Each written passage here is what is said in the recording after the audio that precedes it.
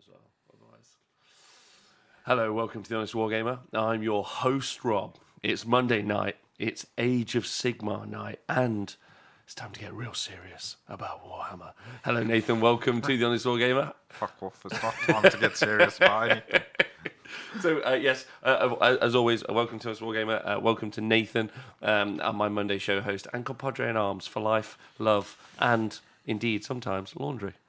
Oh, yeah. Nathan, just want to talk into the mic, see if you're loud enough? No.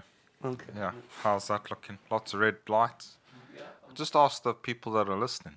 Because they've a tiny bit, because I'm very loud and you're so nominal. Aaron Wilson, thank you for subscribing.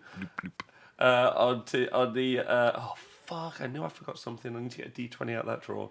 Right, hello to everyone on the show. I want to say hello to Sir Flukes a lot, a big channel hero. I've always liked him. Hypnocracken, Hook and Pin. Aaron Wilson AOS has subscribed for 6 months already. Slaanesh, one of our show mods, obviously. LLV, our stats machine. Heinrad, the world's worst Taurus of Kane player. Speckles, the world's worst player at Warhammer. The Adequate Wargamer. We've got a real crew in. Synchronize, hey ho. Aspiran. Synchronize, we met at Adepticon. Did you get to say hello to Synchronize at Adepticon? Don't think I did, no. I might have, but I might have been too under the weather. Too under the weather. For it to register. In which case, I apologise. The Crumpiter, hello. Aspiron, I said Reflex Dog Training is very happy. Set up his hobby basement and he just set up his new home. Fulgrima, hi all. Diadrin, was great to meet you at the Heat. It was absolutely a pleasure to meet Diadrin. His very first Warhammer tournament this weekend at the Heat. He's playing with the Gits. Oh, cool. Yeah. And then Synchronized didn't get to say hi to you. Even everyone excited for Heat 2 talk. I was really... A really good rant about Hagnar as I played against some South Coast GT and the whole army basically killed. Yes. So, first off, I want to say thank you to everyone subscribing on Twitch, just like Aaron did there. I want to say thank you to everyone on Patreon, just like Charles, who's become a warlord. So Charles knows who he is. So it means he's now subscribed to the top tier on Patreon. And I just want to say thank you. But to even everyone from $1 to $100, it makes a world of difference. Helps with obviously the website, which is amazing. Helps with the show, helps with the studio, helps with loads of stuff, and also pays us, which is kind of like the thing, which is nice. But it's all free. So if you don't ever want to give $1, don't have to. But it's you could donate a cup of coffee's worth of money a month. That would make a difference. You just can't take any. You what? Just can't take any. Can't take any what? Of our money. We ain't got any. We haven't got any to give. But thank you to all of you. You guys are wonderful. So thanks. So big shout out to you guys. If you're listening on the podcast, you guys are great. If you're listening on, if you're watching on Facebook or you're watching on YouTube, leave some comments, love heart emojis, a couple of thumbs. They love a good algorithm if you leave some comments. So even if it's just shut up, Rob, get on with the show. Smiling poo face. Mam dear, thank you for subscribing for 15 months in a row. Played my first tournament, went 2-1 with Nighthaunt. First match was against FEC and 5 Terror guys. That was my loss. Oh God! But congratulations. Yeah, it's good to get a tournament under the belt and win some games. So there you go. Good job. Good job. Very good, yeah. I just want to say, Matt Pashby will be talking about him in a moment because he won an event this weekend. To Templar, evening. So we've said hi to everyone. And K-Dread's here. So thank you, everyone, for joining us. So on Monday today, we've got loads to talk about. Specifically, the AOS news. We're going to be talking about the event results from events this weekend and looking at some of those lists. And then I'll be talking about my experiences at the Heat. Is that okay with you, Nath? Yeah, go on then. I mean, we could just change it. We could change the subject to anything else if you want to. No, sounds good enough. Yeah. Okay, all right, okay. I'm sure we'll change the subject. I'm sure we will change the subject to what. Hello, Lee Bromley. Hello, Hook and Pin. It was brilliant seeing you guys at the Heat. So it was lovely seeing you too. Heralicious, thank you for subscribing for 9 months.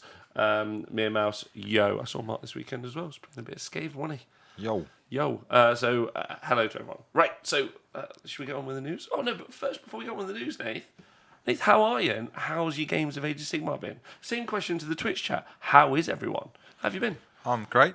Yeah? Yeah.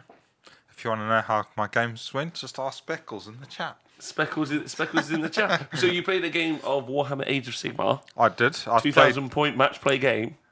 Yes. Well, yeah. Did you play at the Brambles or did you play at Casa del Nathan?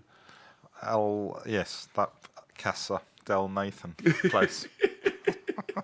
And how did your game? So who did you play and what did you play and how did it go? So I played against Speckles. He brought the 5 Terrorgeist list of Gristlegore with an Arc Regent. So it was cool because first time I got to play against those fellas. So I managed. We managed. Fun, aren't they? Yeah. Aren't they fun? I enjoyed it actually. Okay. I managed to squeeze 2 games in. So the first one was like a random gits list. I just picked some. I wanted to try some stuff out that I hadn't tried, so I tried the Arachnarok with the Arachna Cauldron, which was great. I really enjoyed that. What else did I try? I obviously had a big unit of Loon Smashers because they're quite a good laugh. My Boingrots, it was good. I think Gits are quite a good matchup against the Terrorgeist list. I was picking away Mortal Wounds, loads of Mortal Wounds. Obviously, I can ambush them with a Hand of Gork and some Loon Smashers. And I've got other spells that can help me out. And of course, when you go when Flesh Eater Courts have that loads of drops list, loads of monsters list, they don't have very many bodies to screen. So things like Hand of Gork are so useful in what they can do. Yeah, right? Exactly. So we've played shifting objectives. So although I ended up losing the game, I think it was only by about 2-3 points, something like that. And I did make some pretty bad errors at some stage with some of the stuff that I hand of gorked around. I probably should have been a bit braver and actually hand of gorked Scragrot himself at one stage and stuff like that. You should have. Yeah. He should have. He should have grabbed one of those Ghoul Kings, put them into his little mushroom profit forest or whatever they have. Yeah, he probably would have done that because there's one left on a wound. So if he had teleported himself over, he could have hit him with the moon on a stick. Finished him off. Oh yeah. Yeah. Pew pew. Okay. All right. So yeah, it would have been good. But yeah. So lost that one narrowly. So then we had a bit of time left after that. So I got the Bloodtooths out, and we had a game with them. This is an Ironjaw's army. Yeah, Ironjaw's army. By the way, all Ironjaw's players out there, I don't mean this in a horrible way, but kind of the reflexive kind of joke at the weekend that I was getting because. We every single game was like this. As you start winning your games, you go, "Oh no, Flesh Eater Courts and Skaven," and you're trying to dodge them because I played at the Heats at Warhammer World this weekend. Yeah. Is some context, and then I'd be talking to people and they'd be like, "What you got next?" And I'm like, "Oh, I'd love a lovely Ironjaws. Oh, I'd love a good old Ironjaw." No, and I'm sorry to all Ironjaws players out there. You're not the de facto kicking faction, but you kind of are at this stage. I don't know. Yeah, it's been a while since I played them. I really enjoyed getting them out again, actually. Just makes me want to play them again. The problem is not I've got enough games for all the armies I want to try, so that's the problem. So people, if anyone would like to play Mr. Nathan Prescott, please follow him. So before I go to the Twitch chat and ask some more, at Nath Prescott, you can see it on the screen there. So at Nath, Nath, and then Prescott, PRESCOTT on Twitter. Nathan specifically hates it when people follow him on Twitter. It really winds him up because then he feels really like he has to be really polite and follow them back. And it triggers him. So if just anyone ever in the world is watching, please go and follow him. I'll include it in the show notes. Maybe just randomly tweet him things. Not even just how your day's going, dinner, lunch, any of it. It winds him up and therefore makes me smile. So You're I got a bastard. I got you back there, buddy. You Cheers. got me back for something. I don't know what. So you're a vengeance. Yeah. You're a vengeance is what it is. Right, let me see how the chat are doing. Then we'll hear how the next bit goes. Jonathan Etland, also big hero of mine. And also our Swedish show host, subscribed for 9 months. Thank you very much. Elko Rob, hello. Speckles is here, unfortunately. Lee Bromley, Tomlet. I saw Tomlet this weekend. Oh, yeah. What a babe. Heinrad says he's doing okay. His Boba prep's going well. Herilicia says, taught my friend to play. He had a blast. That's cool. Well done. Introducing new players is quite good fun. It's always really fun. Especially when they roll something decent and they're like, oh, this is cool. Par has also subscribed 40 months in a row. I really like Par. Excited to see him soon. I think he's at Bobo. Frank's here, all the way from America, which is nice. The Crumpeter managed to dodge FEC. Number one. Number one. Did he get to play any Iron Jaws? That's the true question. And also one of our show hosts from Thursday, Tom, says, I can see that following 1,355, followers 358. Which 3 people do you hate, Nathan? That's the question from Tom, asking the real investigative journalist questions. Nathan, which 3 people do you hate? Which 3 people do you not follow back? There were probably... You get those... Is one of them me? Do you follow me? I can rectify that. Yeah, no, you get those bot things, don't you, occasionally? So What, that follow you? yeah. Okay. Yeah, I've got loads of those. I followed most of them back, but... So, do you know, this is a side note on Twitter, but fuck it, I'll admit it, because it doesn't stress me out at all. So, obviously, when I first got Twitter, I just got Twitter, and I followed a few people, and at that point, it was just my Twitter account. No, it wasn't my Twitter account. I made 6 Dice Skills as a specific Warhammer Twitter account. So, I followed some people, and one of the very, very early people that I followed was an American guy that would play 8th edition Warhammer Fantasy Battle at that stage. But also, he potentially did some porn. Right, I think he did some. He also played Malifaux as well, so I think that's the same. I don't know any Malifaux jokes, but I'm just going to make that up. They're all just related. Someone out there painting something going, yeah, Malifaux pornos. I don't get it, but that's fine. But so then he introduced me to the world of cam girls, right? So he would retweet stuff. Which is how I now got this job. So like, and I haven't been brave enough to do it recently because I think people see when you follow stuff. But if you go back to my very early follows, there's some very attractive young ladies that take their clothes off on the internet for money, and I follow them. And sometimes it's like Warhammer, titties, and I'm like, all right. I'm all right with this. Yeah. And with the release of Slaanesh, I think that's fine. I actually might just go on a quick binge of following a bunch and put it all under... In fact, actually... Just I know I'm not... reshirts. Yeah, I know I'm not in charge of the world, right? But I give everyone immunity this month on Twitter to follow their favourite naked sex workers. That's my decision that's been reached. Nathan, I give you immunity. Oh, that's all right. I'll follow a few anyway. What's really interesting, though, based on your follow account, they must follow you back. No. Think about that. I don't think so. Right, so I'm sorry about that sidetrack. Let's just see what the guys in the chat are saying. They're all just chatting. That's fine. This is not the American.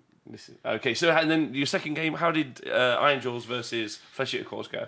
Not as bad as... I do mean... Sorry, I just Relian's in the chat. I do mean Johnny Crass. He's nailed it. Yeah. Well done, yeah. All right, sorry, carry on. Yeah. Yeah, he is a bit of a legend. Oh, yeah, have you followed him? Yeah, he's cool as shit. I really like him. I doubt he'll ever listen to this, but yeah, he's always made me smile, yeah. Yeah, because he used to do on his podcast, he used to do like sex toy of the month. That was great. When people say that we sometimes are unprofessional, I'm like, come on. But anyway, after you. Him and... Yeah, that was great. So, yeah, I think I got into a great position, but then those... With the Iron Jaws. Yeah, those little cuboids let me down. Basically, I rolled a double 1 charge for my Maw Crusher, and even with the +2 that he had to charge, he was an inch short. What did he need to charge, a 5? Yeah. So I just needed to roll a 3 at least. And I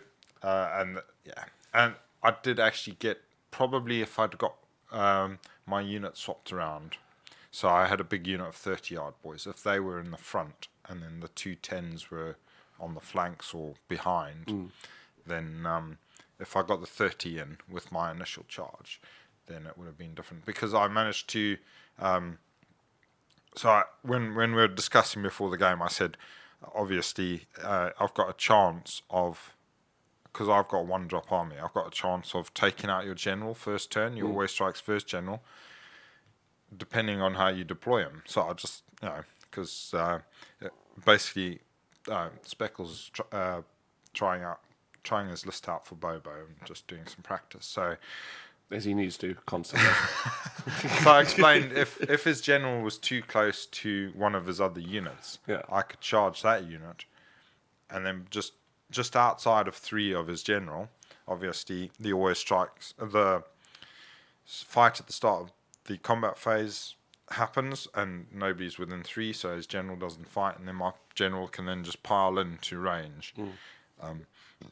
Pardon me, just swing around and hopefully club the hell out of his general, and then obviously the general will die and probably kill him back in return. But a fair exchange. Then it's an Iron Jaws army versus a few Terrorgeists, and I'd have the advantage on bodies.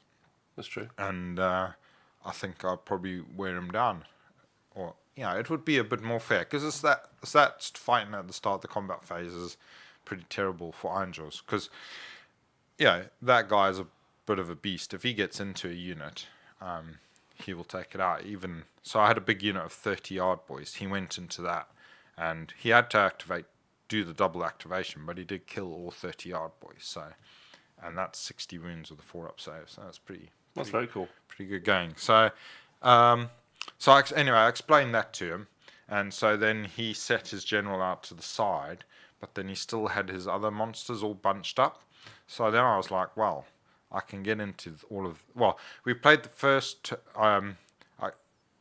2 turns, and so I built up extra command points, and it was just positioning. Then I managed to win priority for the second turn.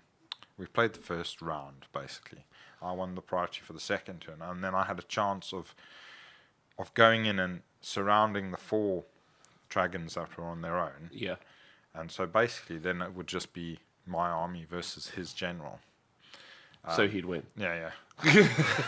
No, I reckon then I could, whole Iron Jaws army could potentially, if I played it right, at least outscore him anyway. Yeah, you could outscore him at least, yeah. So, but then I just rolled the double one. Also didn't roll particularly well with one of the other charges. The other ones were pretty good, actually. So I managed to get 3 units into the 4 dragons. But again, just because of the way that they were positioned, and because I hadn't got the Maw Crusher in, I wasn't able to capitalize on the smashing and bashing. And although I managed to get the wires, so it's all built up around getting all the wires going. And I think I got 5 extra wires, but I forgot that I had the extra command point from the new turn. Which, if people are listening, is 5 extra attacks per model. Yeah. So I lost an extra round of attacks there, and then I also forgot that I had profit of the wire, which meant I could re-roll the dice, fishing for 6s, basically. Yeah. So I ended up having 5 dice. I didn't roll any 6s, but if I had had a re-roll, potentially could have rolled. And could have got more. A couple of 6s. So I could have... Also just come from not playing the army for a while, right? Yeah. So I should have... I think potentially I could have had, instead of having extra 5 attacks per mod, I could have had potentially extra... Well, I would have had 6 at least if I'd remembered the extra command point that I had. Wow. And then I would have had an extra 1 or 2 depending if I'd managed to roll any 6s, if I'd remembered. So I love the concept of an extra 8 attacks per model. Yeah. They did... the ones that went first went into a dragon that had the 5-up ignore on. Yeah. So they did take it down. It was severely wounded. I think it only had 4 or 5 wounds left. But I think with all the extra attacks, they would have taken that down, and then that would have then triggered the other units that were into the softer dragons. Again, potentially I should have done the softer dragons first, so and they would have maybe taken out the softer dragon and then triggered that unit into the hard dragon. But didn't go that way. Yeah. So that's the way. Yeah, that's just the way it went. So yeah. So I ended up losing, basically because I didn't kill the dragons in that turn, and obviously the Maw Crusher failed his charge, so he was just sitting out there in the front of the dragons. With his 2 axes up, like, it was like, oh, all right, I like fighting, and then it's like, I really like fighting. You're fucked, son. Well, he actually survived around the combat and got to fight back against the first dragon or Terrorgeist, whatever it was that charged him. So, which was quite good. Yeah, Sinise in the chat says, I bet Iron Jaws 2.0 will be able to activate at the end of the charge phase. I actually think Iron Jaws 2.0, based on current battle tomes out at the minute, will be able to activate in the shooting phase. And then at the start of the shooting phase. Yeah, at the start of the shooting phase. Yes, important. Yeah, every shooting phase as well. Okay, so that's interesting because as we've seen from results this weekend, and we'll do this on the stat show tomorrow. But Destruction, one of the things that we've been talking about is Destruction haven't placed both last weekend and here. Destruction haven't placed very well, at least in 2 events that we talked about, which was the South Coast and the Heat 2. They haven't even get into like the top 40 at 2 different events. So all the Destruction armies are having a tough time, including the Gits generally. Yeah, I think obviously that Speckles list is not like the optimal Flesh Eater Course list. No. Having 5 dragons, you are short of bodies. I mean, you do summon on 10 ghouls and 2 units of flayers or something like that, but it's not enough bodies really for objective games. So, you are seeing that. I think a lot of people are rating the Blisterkin as better than the Gristlegore anyway, just because of the extra speed that they have. So, which is always good. Movement's always key. So there you go. But fun time. And I think the Gits felt, and he's one of the nicest fucking people in the world.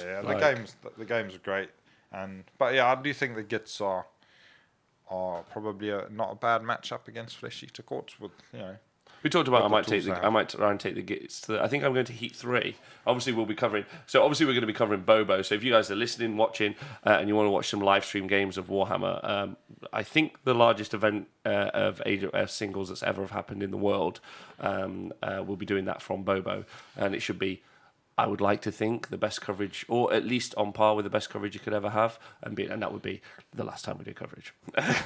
No, but in reality, I want it to be really good, so we're going to try really hard. So get some, if you're not obviously in the UK and going, or some people are travelling, we've got Clint from the Heralds of War coming over. There's a bunch of awesome people coming and playing. I'm pretty certain Fluxy's coming down. A bunch of people who are in the chat are going to be coming to Bobo, so let us know if you are coming. But if you're not, then, organise yourselves a watching party. Get some beers in, some chips. It's like the NFL, right? Or so that would be America covered. They watch the NFL. And then the Canadians, they do the ice hockey. Sweden, moose wrangling. Australia, wallaby bashing. New Zealand, I don't know what they do. They just go to wherever Mr. Dano at Shaw's is doing yoga and watch. Even the men, they're just watching like, God, he's beautiful. Just carry on doing stuff.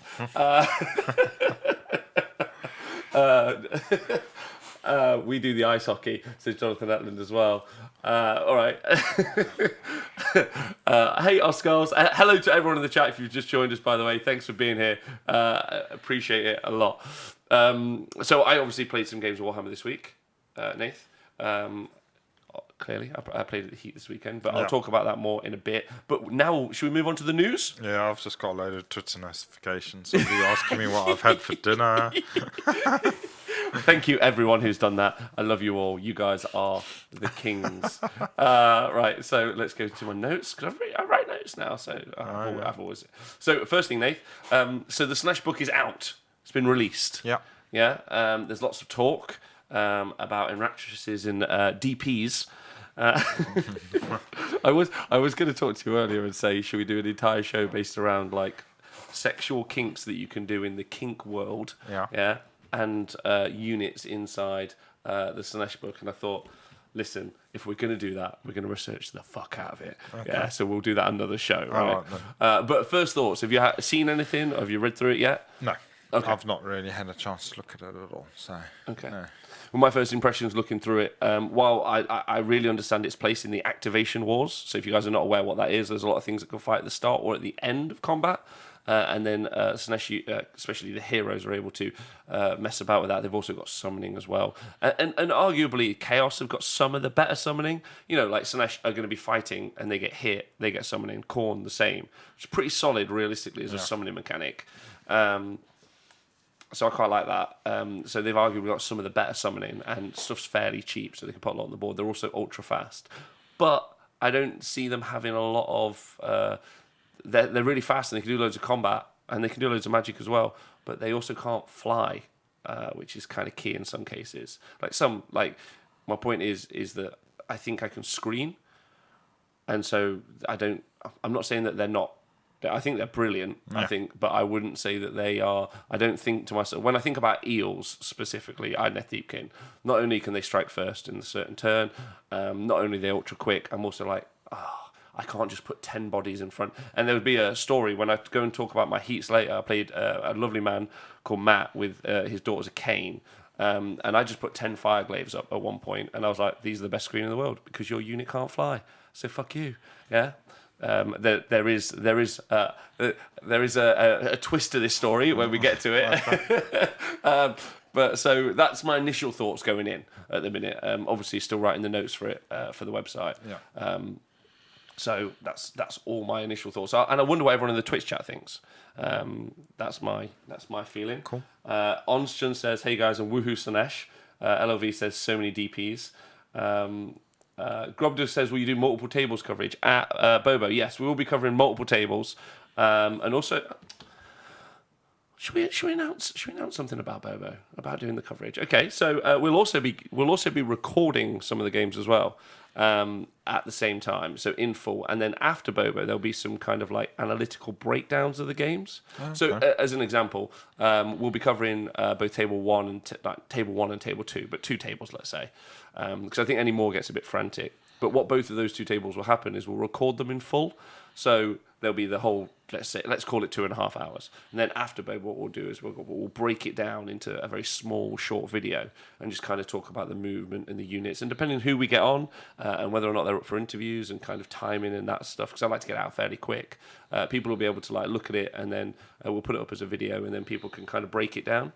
So we'll be doing 2 games fully. We'll be doing the streaming for with 2 other games that we'll be recording at the same time. But if we ever want to swap to one of those other games 3 and 4, then we will. So we'll be covering about 4 tables, as well as Adam Chucklebuddy doing his famous walk around the hall. And because Bobo's going to have so many people playing, over 200 people, he's actually going to be joined by his brother.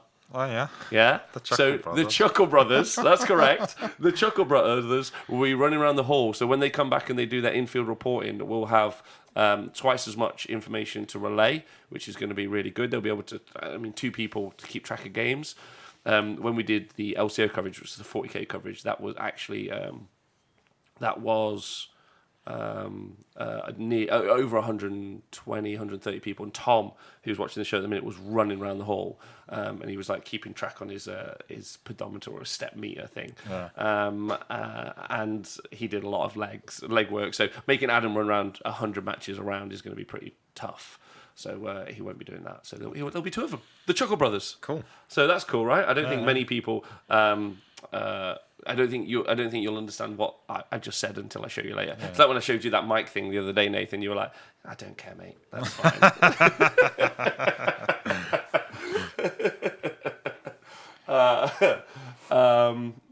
That sounds like a great setup, says Grubder. Good. So I hope you guys enjoy that. And if you are watching somewhere else in the world, make sure you tune in. We might, depending on how functional it is, set up a thing online where people can vote to see some of the games they want to see or some players, and a bunch of other stuff. So look out for it. So, yeah, cool. Yeah. So that's not next weekend, the weekend after. So Slaanesh, done that. Cool. Anyway, thoughts on Slaanesh? I think I'm just read out in the chat. Onstjon, the mascot, fly in combat, and you can take the fly artifact, flying keeper all day long. So you can always make something in an army fly, you right? Can put that thermal rider cloak on there. You can put the thermal. You can do it on loads of different stuff. The army is really where the issue is. Speckle says flying is key. And then Slaanesh says it's going to take finesse to drive those chariots. I agree with that a lot. Evening, Nick, the first Brain Squigs here. The Chuckle Brothers, they're all very happy about the Chuckle Brothers. That's quickest rules question. The guys in the chat will be able to answer that rules question. There you go. Okay, next bit. Cool. Yeah. So Slaanesh, right. So then other news, before we get onto events, the other news, this is going to take a while. Yeah. So we saw at the Games Workshop's Australian Grand Final. Yeah. We saw that they did a kind of like one of their community previews. which is cool. Cool. So they showed some stuff from the upcoming Warcry game. Yeah. It's their skirmish game. Yeah. So they've rebranded Skirmish because it's got a bad rep. I have no idea where they got that from. I don't think it's skirmish. You don't. It's got war bands. Yeah, it's got it is a skirmish game, but I don't think it's replacing Warhammer Skirmish. No, I don't think anything can't ever replace that. That's no, the best it's just thing too ever. good, right? Yeah. It's just too good. Yeah. We will be playing that next week. With Jonathan potentially live on the show. So they released. So we've already seen previously so far we've seen 2 warbands now. Well, we saw the Iron Golems before. Yeah. So they're the Smiths of Chaos with one particularly Chaos Dwarden looking dude. Yeah. How do you feel about that, Nath? In the full games, not fake army. You can't say fake army at me. You can't say anything. It's an actual model. How do you feel about that? Not particularly good. It's not a Dwarden, no. He's a dwarf. He's a Legion of Asgore wannabe thing. So you won't even give him the respect of calling him a Chaos Dwarden. He's a Legion of Asgore wannabe. Yeah. Okay. A fake army wannabe. We saw those at Iron Golem guys, but then this weekend they showed the Untamed Beasts. So kind of Chaos Marauders in the style of Conan. They looked. Did you see them and what did you think? And same to the Twitch chat. What did you all think? I've missed that, to be honest. Yeah. You didn't see them? No. Really? Okay. Well, all right. If anyone could just tweet the pictures to Nate, that would be great. Thank you. Warhammer, proper demotion there. Warcry is a chaos focus, not really a skirmish replacement. You'll never escape, Rob. I love these models, says Elmbirds. I'm 100% in that box. Toon King Tristan, hello. I don't know if I said hello yet. Velatron's also in the house. Woohoo! They looked okay, not my cup of tea, but great movement. Dr. Vulcan, I thought they were fine, but not epic. I'd like the lion. So there's a kind of a lion slashed with a dog tiger thing, which is how it's described on the community site, which is quite funny. That's been released as well. Yeah. So they're like Beasts of Chaos thing. Yeah, it's like a little dog. Oh, cool. Yeah. Oh, I'm going to go have a look at that. Oh, nice. Okay, good. Yeah, I'm glad, it's really nice watching you learn about it on this show, where we should know. But that's fine.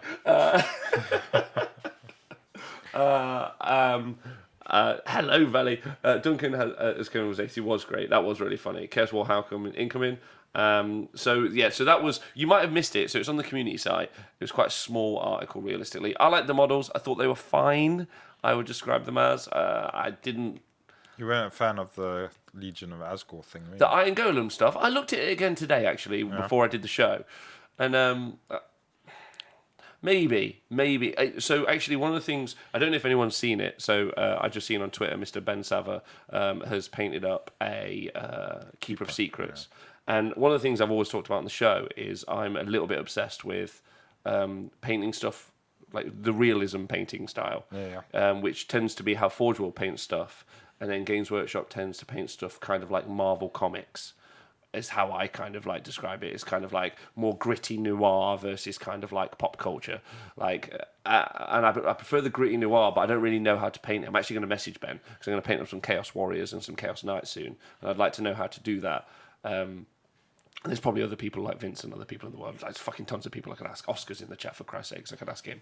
So there's loads of people I could ask. So, but Ben's Keeper of Secrets I just thought was insane, and it was really cool. And then I thought about actually, and then I've retweeted again today. Someone's done a Great Unclean one that looks incredible, and they've covered it in like chords and piping, and they've made it again look very John Blanche-esque, kind of like oils, and it just looks a bit like grim as opposed to kind of the poppy colour. Yeah. Hashtag concept armies. That one's just for Max to make him laugh, because I taught Max about concept armies this weekend and he didn't know what they were, and I was like, it's where people dry brush stuff and then they pretend that they've tried hard. Yeah. He's so innocent. He is so innocent. And then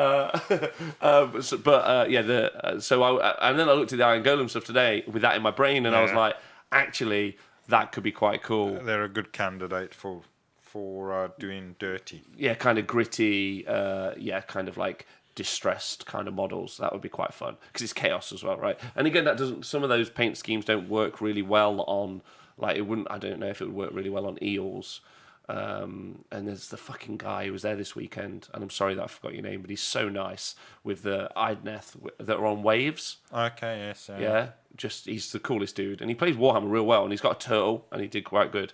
But his models are amazing, but it's super clean because it's Idneth, and they're on waves, and he's got water effect waves, and it looks wicked. It's a bit like Velatron Stormcast, actually. Thinking about it now, he's in the chat. It's quite distressed. I've really gone on a rant about these iron golems, haven't I? anyway, I didn't really. Great time. I wasn't a huge fan of those models in particular, but I have actually warmed to the iron golems now, thinking about that. So maybe that's just my brain doing it. I'm tricking myself. Let's see what the guys in the chat saying. Oh, Steve Dooley's here. Poppadom, Steve Dooley, Poppadom. Ben's Keeper 6 is out of this world, says Valley. His paint job on the skin is perfect. It is so good. Rob Ellis, it's cool to have warbands themed on the realms. Maybe something they could expand into free peoples. I agree with that as well. Like, it's been one of like the deep loves about AOS is that you can have your Garan life-based free peoples, which are very, very different to your Realm of Metal. I actually found some of the realms a little bit complicated to think about. Like the Realm of Metal is a good example. Like Shadow and Death. It's hard to differentiate between those two if you were thinking about, for me, because again, I'm not an excellent painter. So if I was like, how am I going to do a shadowy army versus a death-based army? More skulls is probably the answer. But the Realm of Metal, I go, just paint everything metal? Like, do you know what I mean? Yeah. I'm not 100... Those colour shift paints could be quite cool for that. Yeah. Maybe. Right. So just see what the guys in the chat saying. BWG Cannonball says, "What's up, you beautiful bastards?" Nath, answer that. Hello. We're doing this thing again, apparently. It's a Monday. Rob Ellis is excited about the contrast reveal as well. So yeah, that's that Games Workshop are releasing a new type of paint. So you paint it on once. So it's imagine it's like a wash. Yeah. I don't know what its consistency is like, but as I understand it, is how it's going to work. The way it's going to pool is it does the contrasting for you. So it'll pool in the recesses, and therefore it'll be darker. But as you get towards the high points on a model, like it'll be lighter. So effectively, it does both shading and highlighting all in the same go. Okay. So like an effective blend across, which is very cool. Yeah. So I don't know how that's gonna like go into effect, but they seem very hype about it. So whether or not it's going to be an Emperor's New Clothes situation, it sounds very cool. And for someone like me, I'm like, yes, please, one paint. You've got a customer right here, and if it comes in a dropper bottle, oh my god, you've got a fan. You've got a fan right here. Felonious Skunk, thank you for subscribing for 7 months.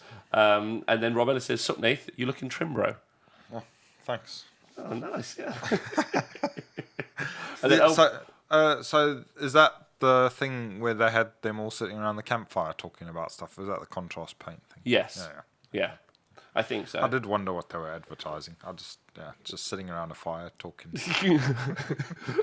They're very clearly trying very, very hard to get like a viral video. They're like, we want this to be viral. And I'm like, that's okay, but you're making in-jokes about your own hobby. It can only be viral inside of your own niche, I think, unless...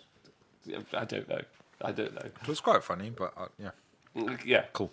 That's K-Dread. I saw him the other day as well. Same here, thanks for subscribing for 3 months. So... K-Dread's just followed me on Twitter. Oh, nice. Please keep following Nathan on Twitter. Triggers him. But the big thing, and the thing that we're going to spend some time on, although I wasn't expecting so long on painting there, welcome to the hobby show. Have you also done some dry brushing, Nathan, with Opus paint brushes? No. People fucking love them, apparently, don't they? Yeah. What's that about? Get something for free and talk about it loads? Shock. The thing... So in Forbidden Power, that's where you're going to see both. There's a new thing coming out in the summer or in a couple of months, whenever. I imagine it'll come in line with the General Handbook. So let's pick 2 months. Arbitrarily, let's pick 2 months. And they've got releasing 2 things. Number 1, Dominion of Sigmar Scenery. Cool. That's what it's called. Yeah. So it's modular scenery. And we talked about it a little bit last week, and we saw some really cool pictures of it this weekend. Stop talking to your Twitter followers. You have to wait. Look, you're all excited. Nate's got some new Twitter friends, and he's super happy. Yeah. You're not happy, mate, are you? Are you going to tweet? Ecstatic. So they've got some modular Age of Sigmar scenery that looks very much like the Pantheon. Again, have you seen these? Yes, I've seen seen bits. There's some black cat things and some bits of paving and some statues and pillars and stuff. Yeah, looks cool. So what's cool about it? So they said it's like the Adeptus Mechanicus scenery, and what is cool about the Adeptus Mechanicus scenery, and that it's Ray Dransfield that does this stuff. Now there might be other people inside the hobby products department that do this as well. So big shout out to you guys. But I've talked to Ray personally a couple of times, and a couple of the other guys in that department. Yeah.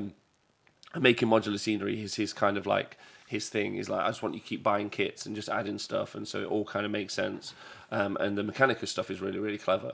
One of the things about the Mechanicus stuff, though, realistically, if you listen to the 40k show, we talk about is it's not overly functional in the game. Looks amazing, isn't overly functional. This stuff looks great too, I think, and it's kind of like it's got some fair height to it. Yeah, I'd say it's pretty square. There's a circular one as well, but it's pretty square, but it's got some fair height to it, so you might be able to hide some fairly smallish characters behind it, because they were talking about line of sight blocking or some movement, and it's got some pretty nice steps, so your conversations about how much you're having to move up and down at a certain distance is quite cool. Yeah. I don't mind that.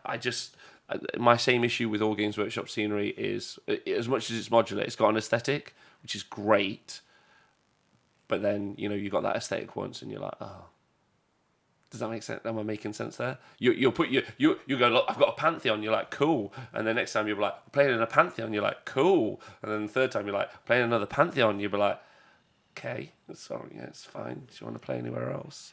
Maybe like got lots of forests. Yeah, got loads of forests. God, fucking Age of Sigmar players are gonna have forests for days. You'll be able to get your Sylvaneth Wildwoods on street corners. There'll just be people, please buy them, mister. Please buy them. I'm trying to feed my kids. But I do think it looks okay. Yeah.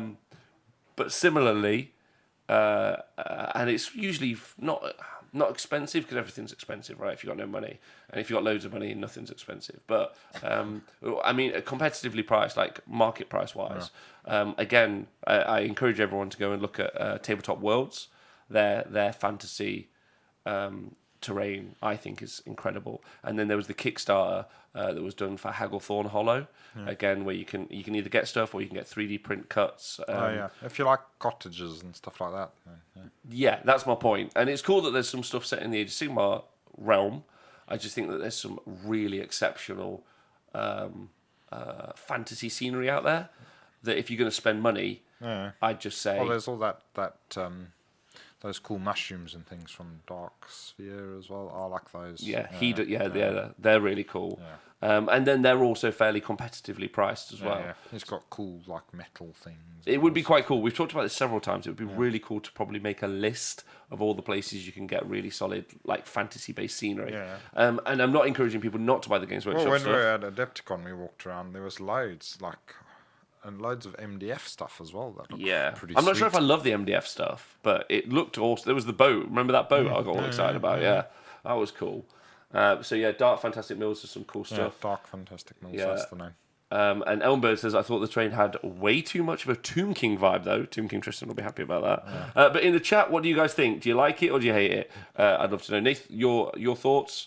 Are you medium? Yeah, initial thought was cool. I like terrain, so... I like terrain. Yeah. I mean, I do make like arbitrary rocks and hills and things as well, which I quite like. So, but yeah, having some more statues and things that you can just stick on those bits would be quite cool as well. That is quite cool. The flat nature of it does mean that you are going to be able to like stick a bunch of stuff on top of it. Which I think is really clever. Yeah. So you've effectively what they've sold is the old movement tray. I'm not saying it's like the old movement trays, which is just flat plastic. There's some design gone into it, and it looks really cool. What I'm saying is it's effectively an area of terrain piece, and they are different shapes and sizes. And then you can put something else on top of it. Yeah, or put them on top of something else, like a board, and you can. Yeah, exactly. Well, it's more. I was thinking it's replacing like MDF boards. Effectively, not quite because it's expensive, but you know what I mean. Like if you really wanted to add some height to it as well, you could still add more to it. So that's quite cool. And I do love the fact that it's modular. They showed that you could put little bridges on it. I thought that was quite cool. I like that. But I was like, can I move under? Because if he's too tall, can he move under? Moving over? I don't know. Can you bend over? All right, I'm going to ask you the question. So I've got a bridge, right? But I've got a skink priest, and it comes up to the neck height of a skink priest, right? Yeah. Are you going to say that I have to move up, across, and down that piece of terrain, or can I elect to move under the little tunnel thing? Under the little tunnel. What is as it get? I'm playing you right now at the tabletop. What are you saying to me? Can I limbo or can I not limbo? Neck height currently. Well, I'll be playing Slaanesh, so yes, you can bend over and go through. Okay, now waist height. Yeah. That's even better. Yeah. Get on your hands and knees. That's what I'm saying. What are we talking about again? I was just wondering at what point, height-wise, like as an example, like if it was a skink priest and it came to like nipple height, you'd be like, yeah, skinks are pretty nimble, they'd be cool. But if it was a Dwardian, you'd be like, mate, you could barely bend over at all. Like you're not touching your toes, yeah. Or are they going to go on the side and do a little roly-poly? Haven't you ever seen the guys in the those war movies? They lie on their tummies and go. Oh, okay, yeah. All right, yeah, cool. Like Tough Mudder. Leopard crawling. Leopard crawling. Okay. Yeah. I just seen us on the fucking video doing that. We look like we're such pro twats. Edric, thank you very much for subscribing for 4 months in a row. World Force says, please don't stick stuff on top of it. My models need places to stand. I think that sounds fair. Elmo says, I already have too much terrain in my pile of shame. 40k players in particular get mad when I tell them I have 2 Tempestus fire bases still setting around gathering dust. There you go. Oh, I'm going to stick a load of those Sylvaneth, those Citadel Wildwood trees on top. That's so good. There's loads of them going as well, I reckon. Oh, Edric. Sorry, that's his Edric. I'm saying this right. And Robert Extreme says, make Seraphon great again. I agree with this. Saurus 2 wounds. We all need it. Only a douche will not let you pass through the bridge, says Valley, and I agree with that loads. Fireball minis. I saw him this weekend. Oh, nice man. I would make you limbo in person. If you succeed, yes. Like AOS Sword where you get rerolls if you had a mustache. That would be great. I'd really like someone to bring an extendable stick out of their bag and just be like, bring it out. And then everyone in the room knows what's happening. It's like, it's trying to pass under a bridge. It's limbo time, baby. Music press on, disco light ball. Yeah. Sold. AOS1 was the best. Can a Stonehorn pass under the bridge? That's the real question. Can the Stonehorn pass under the bridge? No. But can he break the bridge as he goes through it? Yes. Or is it like PlayStation 1 graphics? Like you can't break, like you can't crash a tree. A bush or stop a car. Fleet says it's fine for me. I got spiders and blue tack. sticking spider units everywhere. They're here now. You can't reach them. But I know Skaven tie triggers. All right. This needs to happen for Bobo then. Limbo off to see if you can move through a bridge. So. That we spent longer on that than I thought. So terrain generally fine. It's gonna be a long show. It's gonna be a long show. I hope you. Thank you all for joining us. So next up, Nath, is the Mercenary system. So this was still announced at the Australian event. So the Mercenary system, as we understand it, so all the information that we have is that you will be able to ally units across faction. There's no actual information as to whether or not that is narrative play or open play or match play. But I do have a quick thought on that in a moment. And that's all the information. And again, this is going to be in the Forbidden Power expansion. So if it's something, if your immediate reaction is like, this is fucking dumb, I hate it, then it's an expansion, you don't have to play it. That's kind of cool. And I'm sure some TOs will allow it and some TOs won't allow it. I really like it, though, when we're all playing the same game, is my first thought. Like, for instance, I was at the Heats this weekend, we were playing the Realms. I think the Realms are stupid. Those are my thoughts. I think that they give armies that already have great advantages and options. Like, if your army has already got loads of options, and then you give them more options, you're just giving them a bigger toolbox to pick from, realistically. And yes, you're giving the other person another toolbox, the same toolbox, but if you've already got a lot of options, I think. Well, it makes armies that have got access to decent magic stronger, because it's all about magic. All right, yes, there we go. There's a good example. Because it's all the spells. But the command ability is like the command ability, for instance, always strikes first as a command ability. Yeah. Like I guess that. So in that specific realm, if if that command trait is in use, then obviously that'll then favour armies that have got access to loads of command points, or where they've got stuff that they're not going to be spending their command points on anyway. Yeah, exactly. So it just alters the balance of power, but it is, which I don't mind. But the only thing I have issue with it is that it's just a rules bloat, isn't it? I'd agree with that. I'd agree with the bloat. I also think that you've seen TOs do a variety of options. For instance, Games Workshop themselves this weekend, they pre-picked a realm feature and that was quite useful at the event at the Heats, because you're like, oh cool, that's nice. It just says it right there, but you don't know that leading up to the event. Yeah. And if you knew what they were going to be before you turned up to the event, maybe you would change your army list up. We've talked about this before on the show, so we won't rehash this conversation. And then and that's one of the things I don't like about it, because I quite like that if my brother's over in Australia, my brother's over in America, my sister's over in Sweden, wherever, Scotland, big shout out to you guys, Ireland, wherever you are, we're all playing the same game. It's kind of nice. But now you have to go, I played a game against this army, like, oh cool, what scenario? And then it's like, what realm? What was the feature? You're like, oh fuck, that's a lot of variables realistically to have a conversation in. So that's not something I'm a huge fan of, because I like that we all play the same game. It's quite cool. Yeah. And then the Forbidden Power thing, that's more... Well, it's going to be another layer, isn't it? Another layer. And also, I think that makes really interesting games as well. So I'm not against that. Like, I quite liked... Yeah. I also like it as much as... I'm not 100% one way or 100% the other way. I'm like, it's kind of cool. But that's why... I was talking about the Mercenary system, if we get onto it. We've already got that. Like, not cross-faction, but we've already got 2 game systems where that's viable, right? Yeah. We've got that in narrative, and we've got that in open play. Like, so that's the thing about rules, right? Is what's really nice about match play is these are all the rules, and nothing's going to surprise you. What's great about narrative play and open play is you can no one needs to tell me that I can just not follow the rules. Yeah. Because if I say to you, hey, Nath, do you want to play a game? Let's not follow the rules. You'd be like, yeah, cool. What are the rules we're using? And then we can just pick them. Yeah.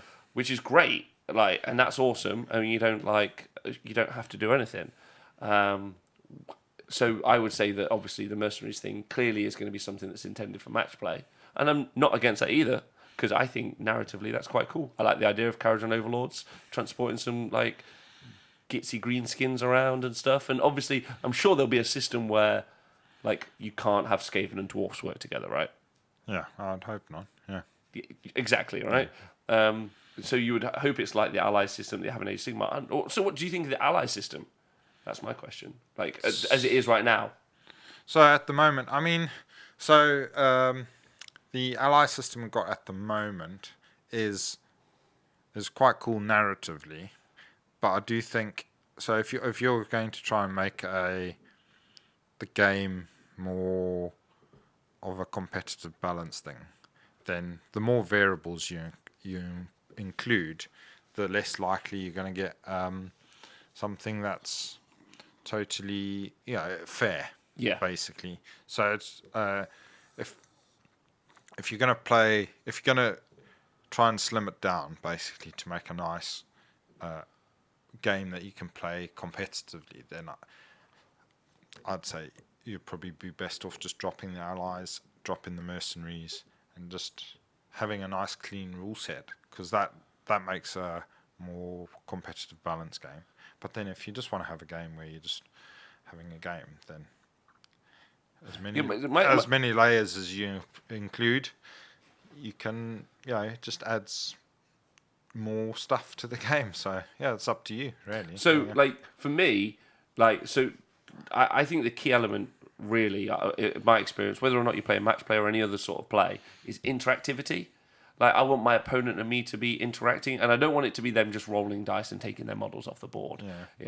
And I don't want to just gank them in the first turn without them having a go, because I'm like, that's quick speed up to later on in the story. When I was at the Heats the weekend, day 2, I woke up feeling like absolutely, truly, really poorly, and I went. I went and played my first game, and I genuinely didn't think I was going to be able to play my second game. And a lovely man called Max gave me some vertigo medicine and some painkillers, and I played a really nice guy called Warren in the last game. And I just said to him, I was like, look, I'm really sorry. I feel awful, so I don't think I'm going to be like super upbeat. But they all started to kick in, and like kind of after the first 20-30 minutes, like we were like laughing and rolling dice. But at that point, I had a thumping headache, and it was really quite a challenge to even think. And I ended up feeling just loads better as the kind of game went on, which was cool, and that was nice. But what I wanted him. What I didn't want to do is just turn up to the table and say, "Hey mate, I'm sorry, I feel rubbish. Just want to have the win." Yeah, so I played the game with him, and then we had loads of fun. It was cool, right? Is my point. Interactivity is my point. Yeah. And I think endless spells, great. Love that. I think that's really interactive. Realms, I think they are the other side of that, where what they do is they add a bunch of extra shit that's really tough for people, that some people haven't researched and some people have researched. Yeah. And then I think, and the same with the Realmscape features, especially because now people don't roll them randomly. Everyone's like, yeah, don't do the one where shooting's only 6 inches because you just fuck up whole armies. So no one picks it. So if we're already like tailoring it, just don't have it. Just take that out. That's done. But allies, as a counterpoint, I love that in the game. Like I love, like my Chaos Dwarf army is fine. It's medium powered. So straight 2 to 3 wins all the time. But with allies, maybe 4 to 5 wins. Like, you know, and I've been able to play 2 different Age of Sigmar armies, really. My Chaos Dwarfs, I had one where it was like in the past 2 months, my Chaos Dwarfs, Adepticon were all like controlling your movement, shutting it down, gun line, kind of counter-attack army.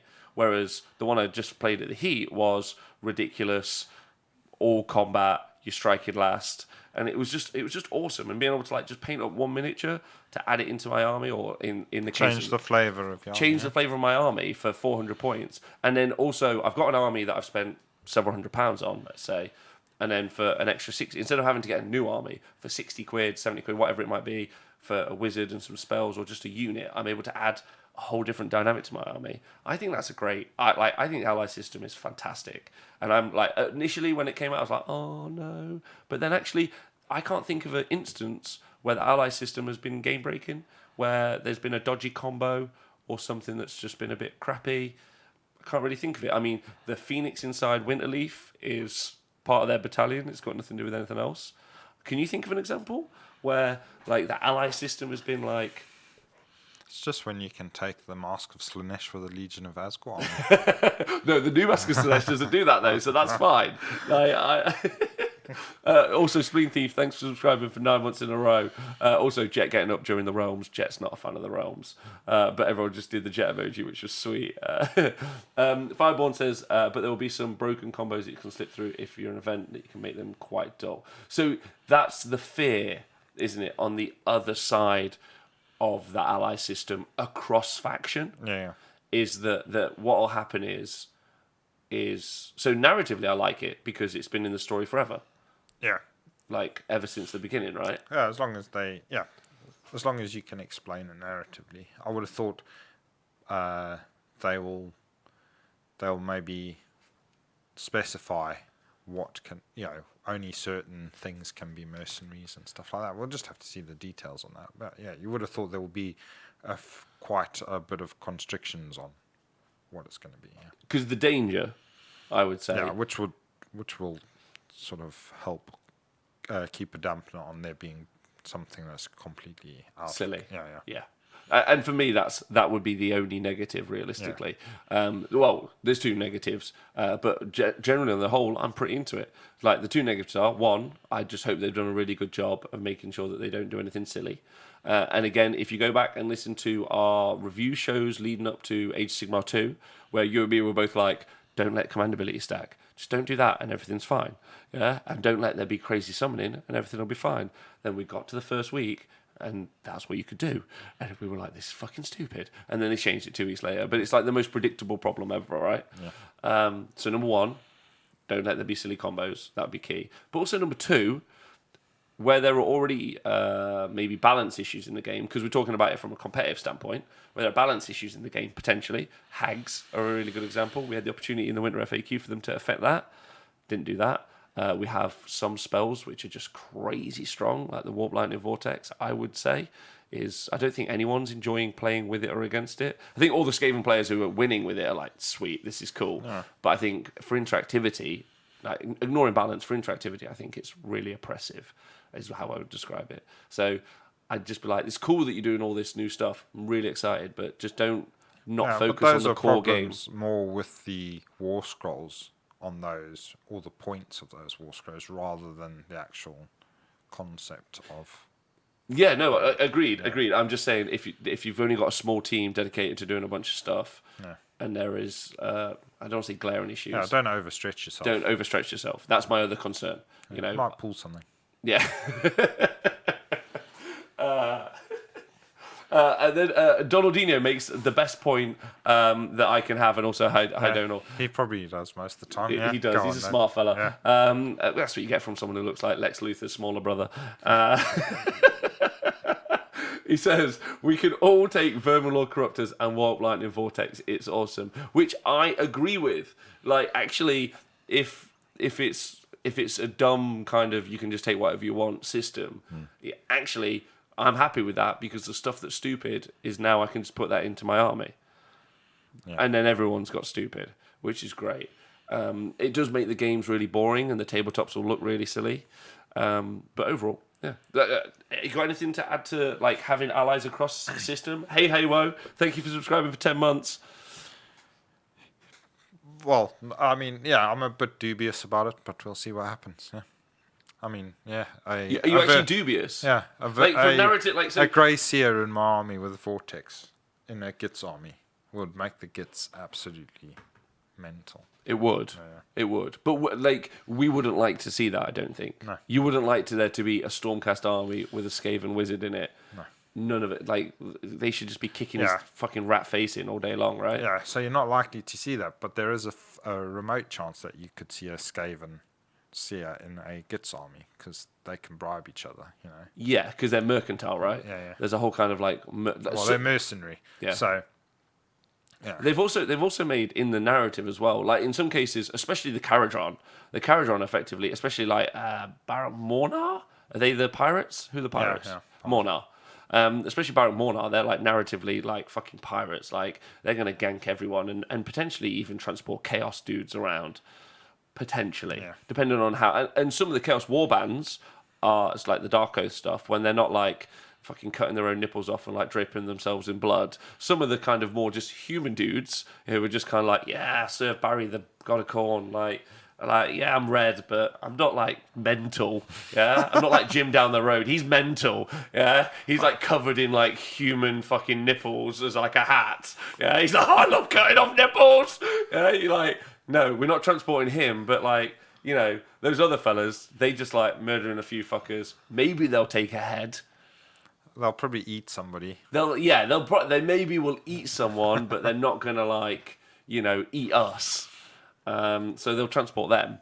So like narratively, like it fits for me and it works. And actually, I really like that part of Age of Sigmar and its openness when it first came out.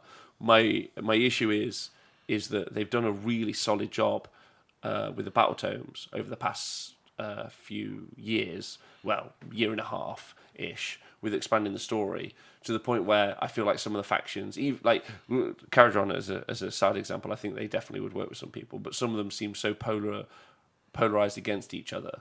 Like I could never see ever a Daughters of Cain army working with a Khorne, I could maybe see them working with Khorne actually. That kind of makes sense because that happened in the end times. But then Chaos generally, they're trying to avoid Slaanesh as much as possible, right? Yeah. So maybe they would work with Khorne. That would kind of make sense. They're kind of semi-aligned. It depends what they're fighting against. So don't they then blur the lines between Chaos and Order? Or isn't maybe that's the intent? Yeah. Let's give them a lot of credit. Yeah. Nipple hats of corn, says Harrylicious, and Sneeze says thrust fists in pants. And then Fireball Mini says, so long as plague monks are mercenaries, we're all okay, which I deeply agree with. And then Haywo says the narrative thread is Greyseers plus Vortex is suddenly the friendliest allies in the realm. There's loads of them. Donaldine says it may just be a way to buff the Grand Alliance, but not possible for army books. See you later, Denise. Have fun. FEC and Skaven Muhar. Double break the game, says to Templar. I don't think... Personally, I don't hate it, but it is a little bit left field. I think everyone's like, oh, okay. And they're like, take stuff across faction. You're like, oh, fuck, maybe. Why? But why would we do that? Yeah. So, yeah, I think justifying it, I don't think anyone needs... We don't need it. I don't know why. I know we don't need Nobody's it. really asked for it. We've got enough stuff. So. And that's why we go back to narrative play, right? We don't need it. No one's out there going like, oh, I really want to like cross faction stuff in match play. And I do love when you go to the top tables, like, or not even the top tables, any fucking table. What I love about Age of Sigmar versus 40k, and I will like fight for this. Like, if ever they go, oh, everything's kind of Grand Alliance order, you can like, as long as you're General Sylvaneth, you can have some Sylvaneth allegiance or something. Yeah, I'd be like fucking raging on this show. Get ready for that. Because my favourite thing is you play a Gitz army versus a Flagship Quartz army. It's cool. Like, it's cool. It's so much cooler than 40k where they're like, I've got a little bit of this, I've got a bit of that, I've got a little bit of this. It's rubbish. Like, it's really, really awesome when you've got like a Sylvaneth army battling it out versus an eel army. Like, well, they're not called that. Death Deepkin. Because you got the narrative, right? And I like the scenery pieces because of it, and I like the endless spells because of it. I think it's awesome. And I think as a game system, it's really fun. Yeah. And also, it's fun seeing the players who play those armies. Do you know what I mean? Like, all the Gitz players are dicks. They are. Like, if you meet a Gitz player, they're like, all right, I'm playing Gitz. You're like, a bit of a knob. You're like, I am a bit of a knob. I'm not going to lie to you. I kind of like winding people up. That's my thing. And you're like, all right, nice. Where if you play... let's think of a good example. I'm trying to stereotype people. I am trying to stereotype people. Fair enough. Yeah. You're such a Chaos Dwarf player.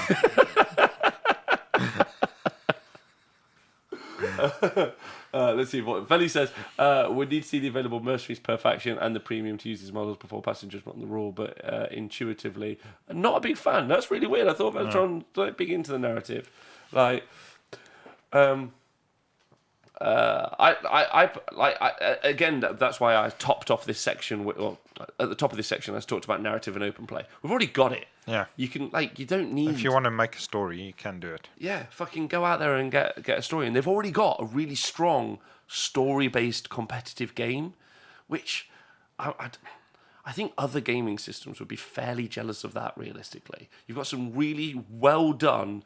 You've got a really well done system of, if I take an allegiance, or like not Grand Alliance, if I take an allegiance of whichever faction you choose, I get a bunch of bonuses that are available. And then they went even further and they were like, you'll also get a scenery piece and endless spells. And I was like, actually, it's a bit of a premium and a tax added on, but actually it makes it look more like that army. Fucking cool as hell. Like, great. Don't dilute something. Like, understand you've already made something really good. Like, don't run away from it. Like, I think there's a lot about Games Workshop. I think they don't understand that they're good at things, or they're not proud of their own game. I do think that sometimes. I'm like, work out that you look at all these people playing Warhammer, listening to this show, and us here. Like, you've made something really solid. Fucking crack on with it. Just like rinse and repeat and fix the things that are shit. You don't need to add loads. You can add new armies, add new spells. Great. You don't have to keep adding shit because you've made something that's really fun. And because I've got to spend however much money on, just because I've got 800 quid of whichever army I've got, doesn't mean I'm not then in 2 months' time going to then spend. Oh, I'm not. I haven't got the money to do it. But you guys out there go, yeah, do you know what? Fuck it. I'm also going to collect this other army and play that.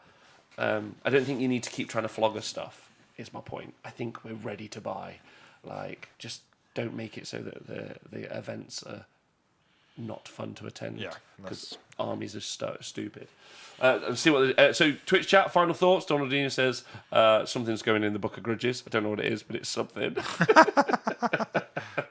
The book of grudges. Yes, we have a thing with Mr. LLV where we're going to roll a dice, but I've got to get that up. So just give me a moment. while we talk about Mercenary system, we talked about that. Nathan, what are your thoughts? Would you like to tell everyone? So the Looncurse box is on pre-order and it comes out this weekend. Yeah. Yeah. Would you like to talk to everyone about the amazing battalion you get inside the Looncurse box? While I quickly find a D20. Okay. So, well, I've not seen the Sylvaneth rules at all, but I've seen the rules for the Squigger launch, or Squig, whatever that it is, for the Gits side of it, and it's very narrative. Basically in the Gits chat, we went through it, we had a look at it, and it's decided if it was 0 points, you probably still wouldn't take it. So that's how rubbish that set of particular rules is. It's crap. But I mean, the Looncurse boss, the models are obviously, you get that new dude on the Squig, on the giant cave Squig. He's pretty sweet looking dude. He's a cool looking dude.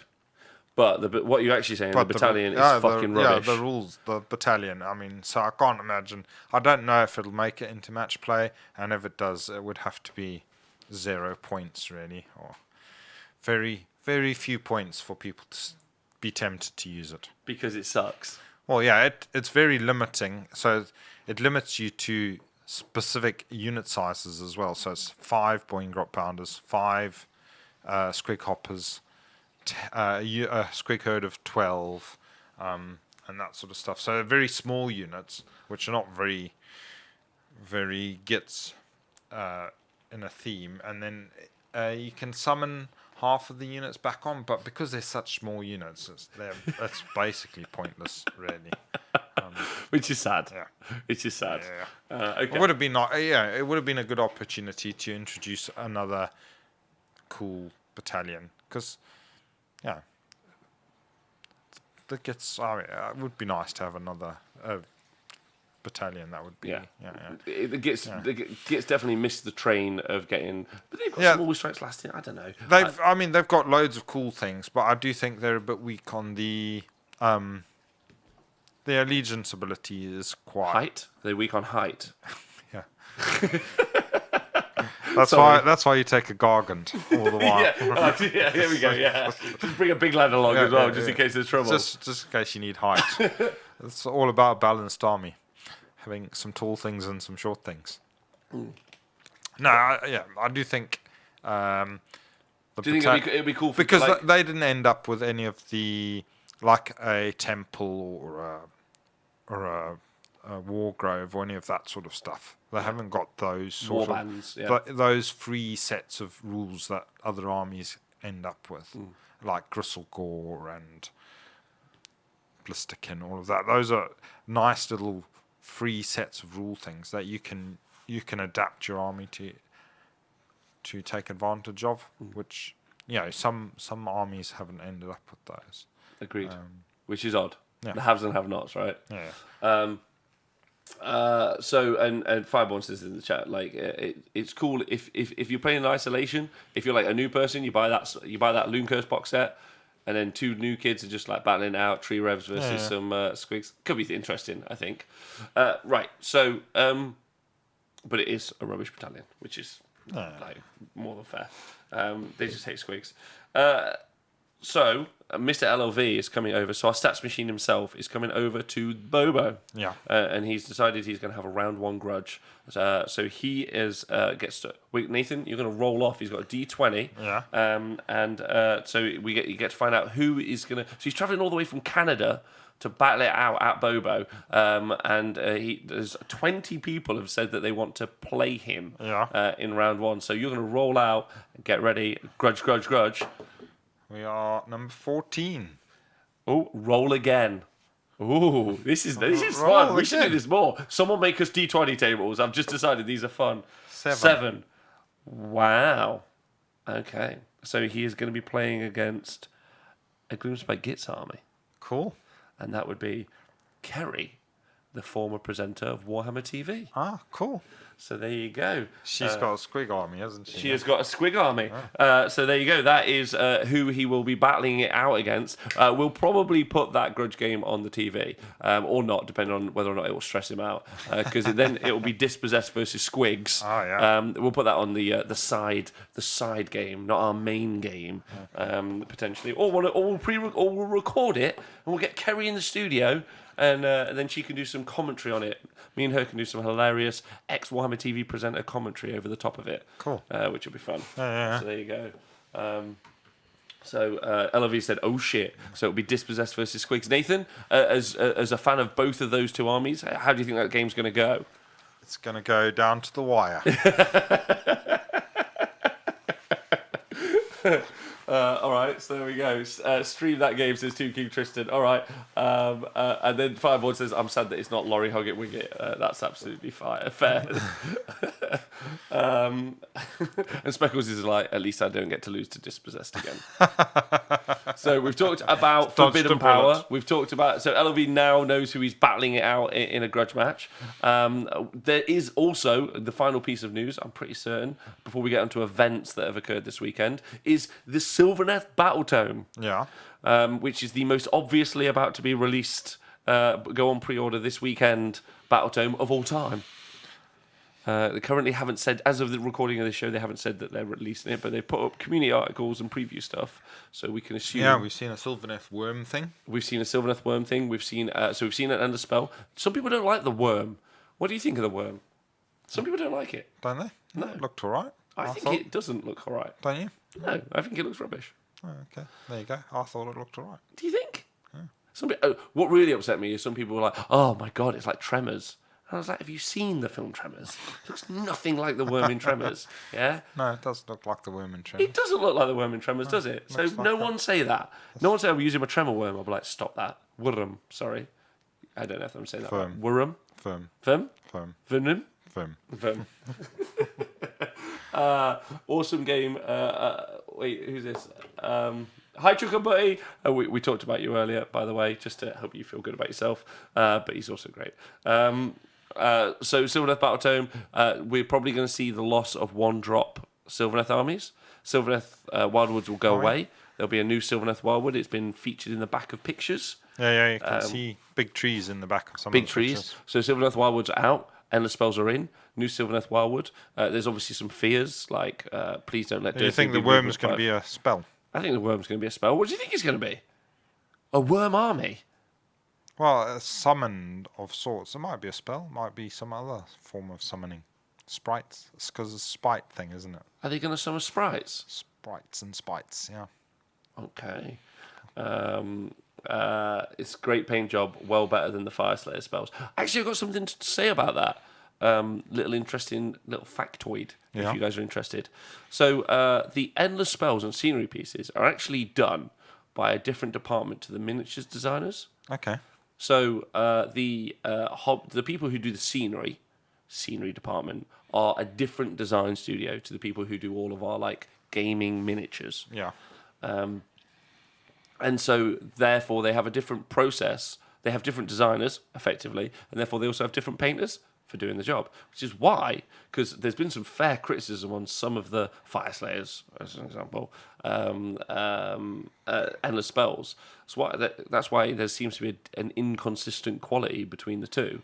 It's because that part is actually done by a different department. Okay. Which I think is interesting. Don't know if you were interested in that or didn't give a shit. I didn't give a shit, but yeah, thanks. Thanks for the info. Raker says he's really happy about the fact he's got 10 Wildwoods. We will be doing a Wildwood donation system when it's officially announced, I think. We will buy your Wildwoods off you for £1. Not including postage and packaging. You have to pay for that for yourself as well.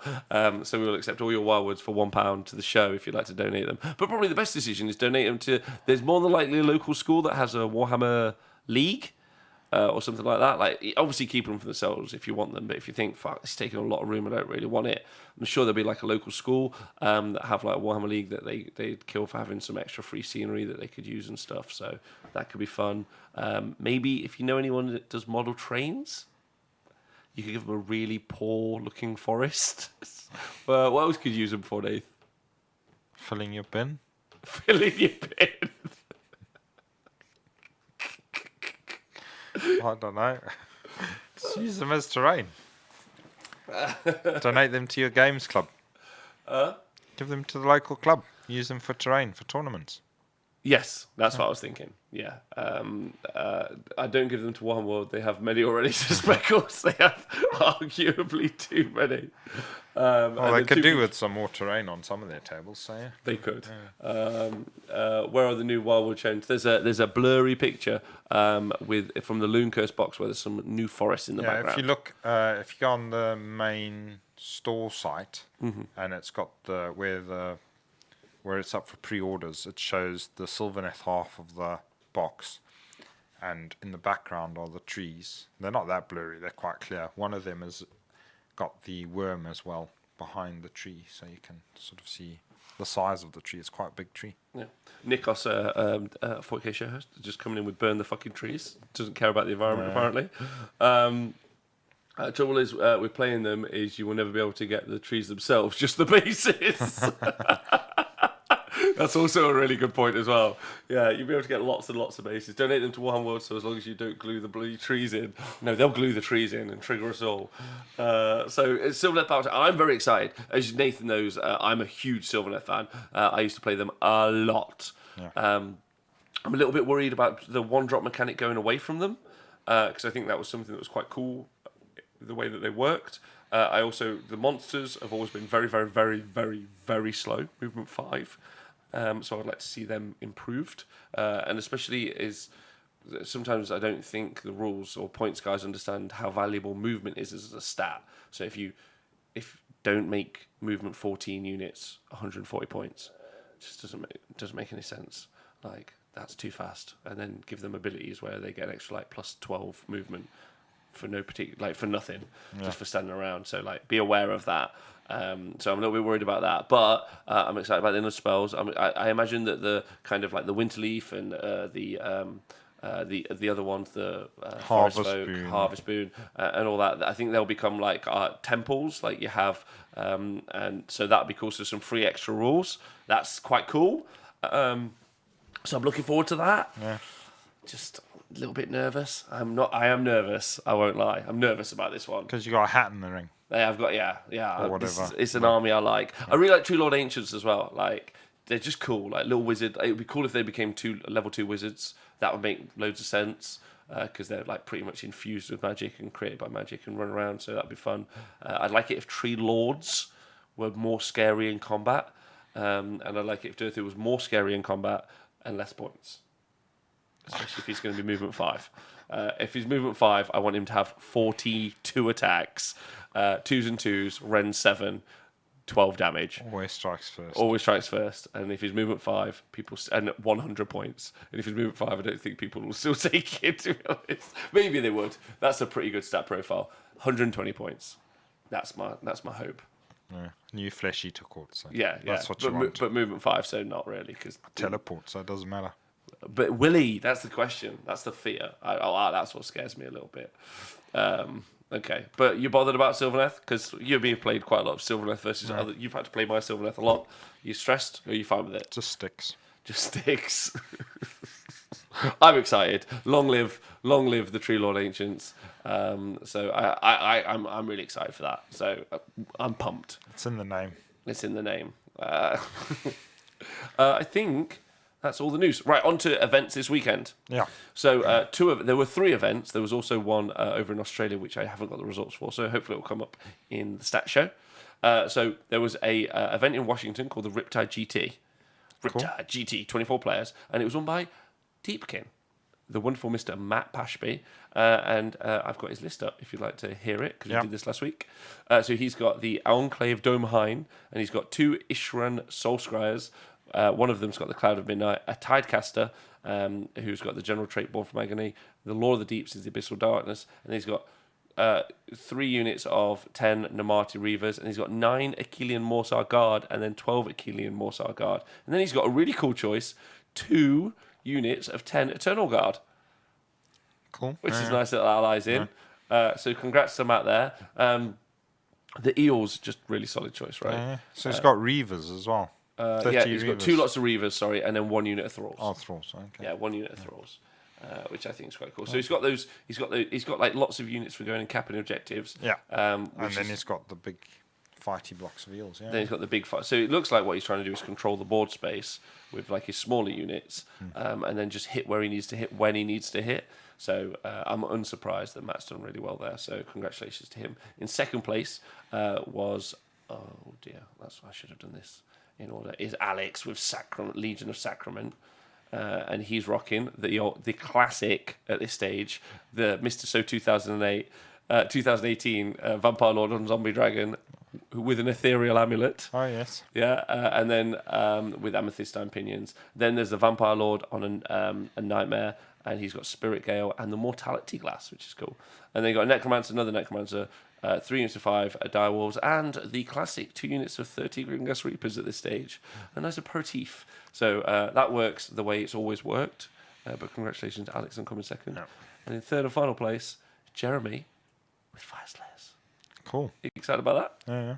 Oh, that's good. And have I got his list? I hope I've got his list. Oh, no. Come on, Rob. There it is. It is a Rune Father, and he's Hermdar. That's his Rune Lodge. Yeah.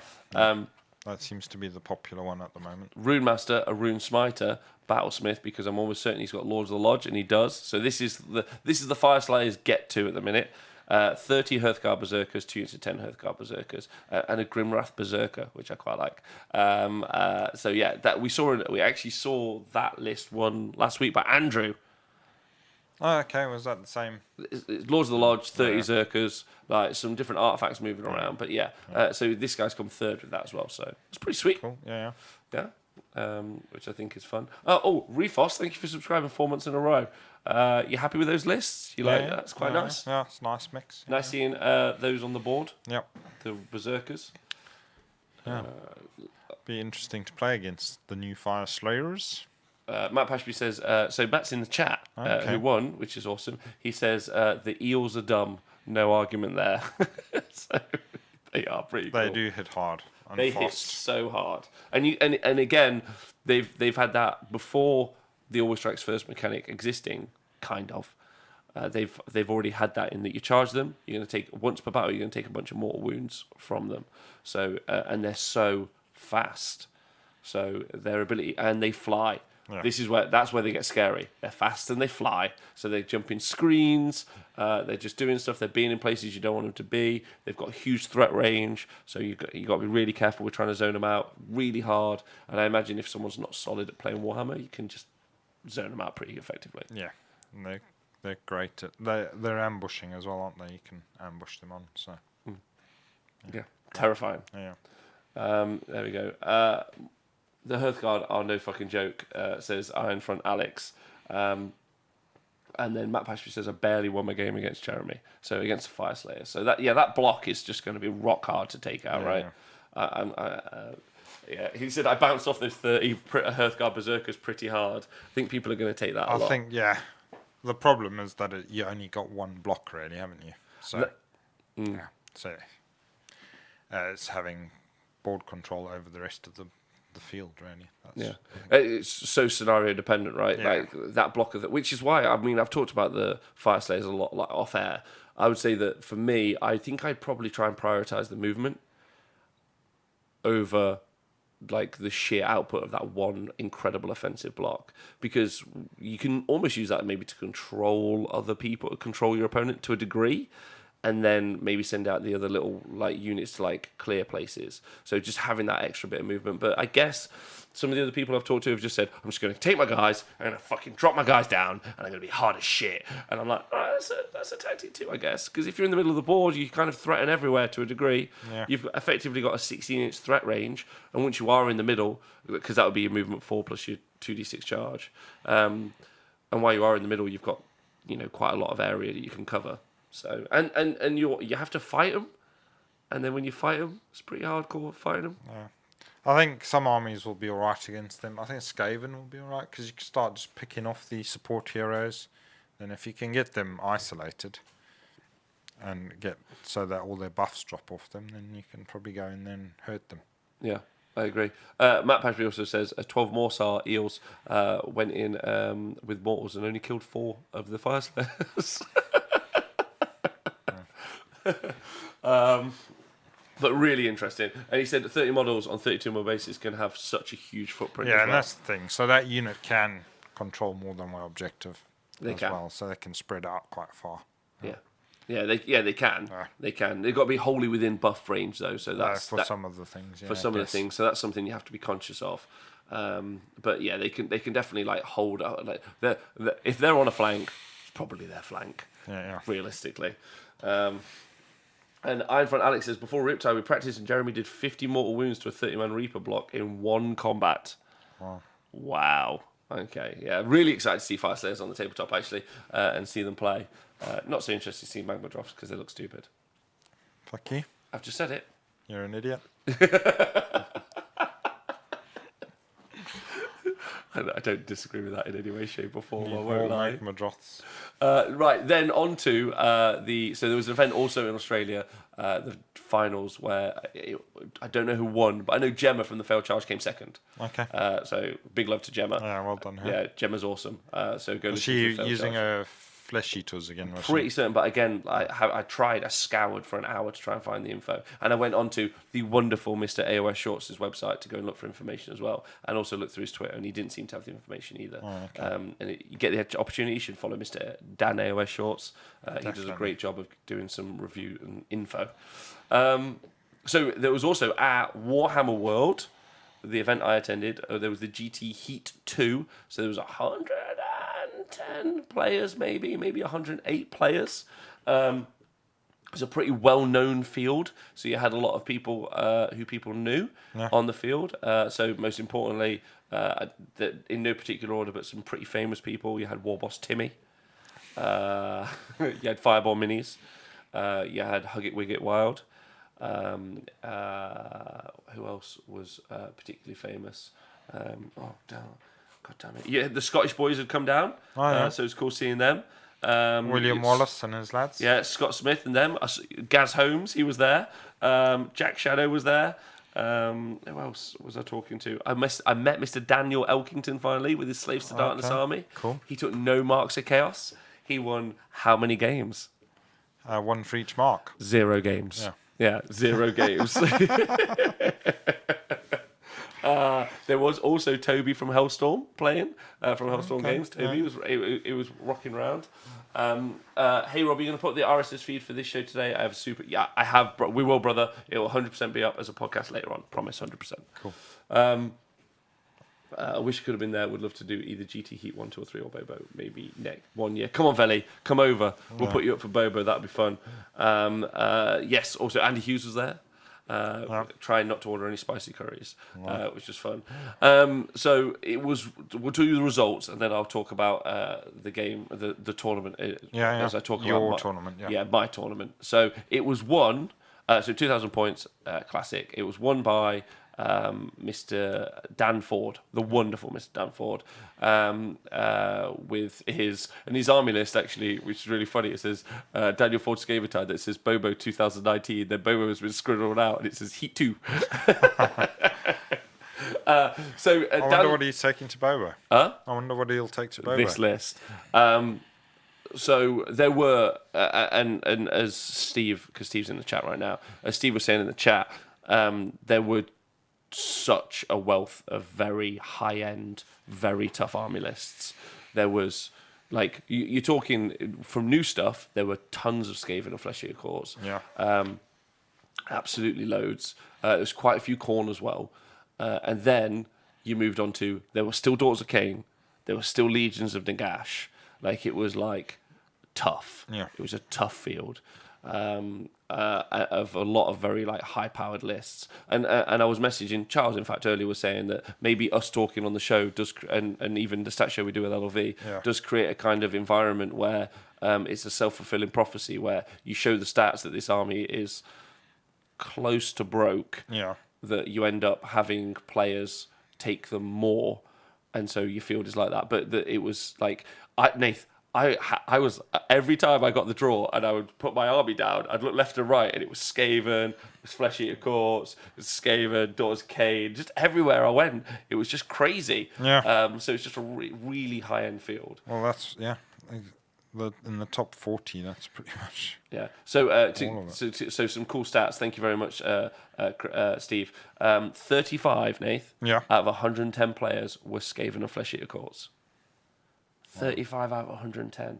But yeah, we will talk about this on the results show more later, and I will talk about. I'm going to talk about the event in a minute. But Danford wins the event. Several people went 5-0, or not several. I think three or four. Yeah. Three. Danford, and he's got the four. You're right. Four. Yeah. Is that several? That is several. Okay, nice. Yeah, sweet. So I got the opportunity to talk to Dan, so this is really cool. So he's got the Grey Seer on Screaming Bell with the Master of Magic, and he's got Death Frenzy. He's then got the Plague Priest on the Plague Furnace with the Liber Bubonicus. He's then also got the Grey Seer on Bell Warp Gale spell, and he's got the Voidman Lord Warbringer, which this is awesome. I really liked it. He was explaining it to me, and I really, really liked him telling me about this. He's then got 3 units of clan rats, so his battle line units. Then he has 2 units of 40 plague monks, and then he has 30 plague monks, and he obviously has the warp lightning vortex, which is just what it is. But as he was explaining it to me, why this works so well is he's obviously got the range threat from the spells. So you talk about like shooting, or we talk about shooting coming back. Skaven's a shooting army. Even this, if you look at that list, you think, as a magic army, just think of it as shooting. It's just a different way to do the shooting, right? Yeah. But what he would do is put Death Frenzy on his 3 units, which is why the Warbringer's in there. So he's able to do it to 3 units. So he'd put Death Frenzy, which is if you strike and attack the unit, it piles in and attacks you back. Yeah. And then also when you kill Plague Monks, they also do mortal wounds to you as well. So he put those on the Plague Monks, and he ended up getting nearly he got 9,700 kill points. So taking out battalions and then the spells, I'm pretty certain he just tabled every person he played. Yeah. And then he's obviously got the Screaming Bell and the Plague Furnace to do extra stuff, and he's got the Warp Lightning Vortex. And Dan had some really solid matchups. He played Daughters of Cain in his final match. He ended up getting 2 favourite game votes because he's a pleasure to play, favourite army vote, and he ended up getting so many kill points. So a really cool army, and very different to the ones that we've already seen win events. Yeah. The Warbringer, I think, is I'm going to call that the Danford Classic at this stage, taking the Warbringer, and I'm really happy to see that there as well. What do you think about that? How would you deal with not being able to attack any of the units because they'll murder you? Yeah. You then get to a stage where you've got to that whatever you put into the Plague Monks, you're probably going to lose them. So you've got to make sure that the exchange is in your favour.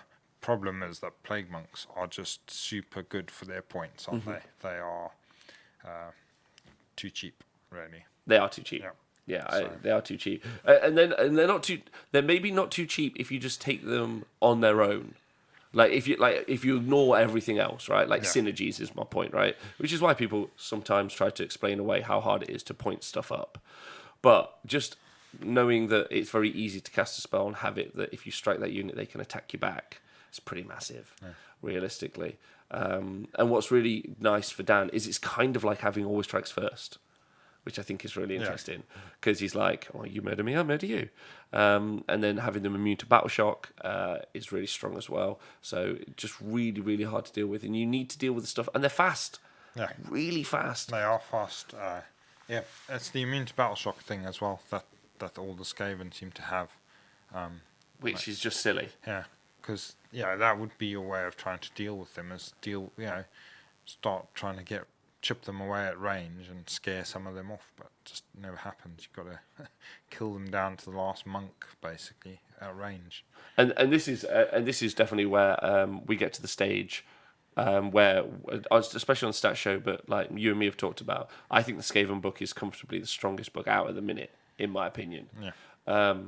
And what's really terrifying is people like Dan picking this army up. Dan's played Khorne pretty religiously and played other stuff and throughout the ages, Tomb Kings at one point, and now someone of his caliber who has run Khorne for a while and done very well with them, qualified for Masters several times, a bunch of stuff. And what's really key is he's a solid player with a pretty poor army. Khorne, I think, was always medium at best, and good players could make them work, as we saw at KenCon. That's my opinion. You don't have to agree with it, but that's what I've always thought. And then now he's picked up a good book. No, not the good book, the best book. And by the best, I mean just the most competitive book. And I just... Like, this weekend, as an example, from my experience playing at the Heat, I was like, if I play Skaven and someone can play well with Skaven, I just auto-lose. I mean, I try to play, like, because, I mean, it's pretty rough as a game when you go, oh, I hope this Skaven player I play is going to be shit. Like, that's a rough start to a game when you go, oh, I hope you're rubbish. Yeah. And I do think that of every player that I play, but some of the mechanics for the different armies, I go, well, that's fine. Like, even if you're brilliant, there isn't loads you can do, like, outside of the context of your army.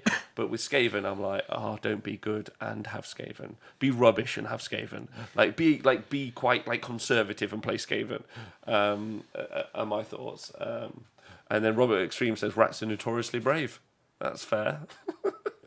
They sure are at the moment. Yeah.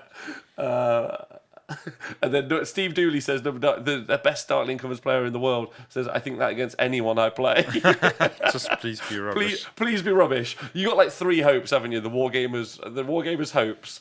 You're like, I hope my opponent's rubbish. Yeah. I hope their dice are rubbish. And I hope they brought Iron Jaws.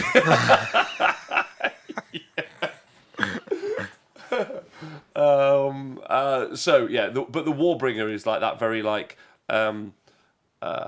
smart, clever choice, I think, by Dan, and really showing his like top gaming chops there.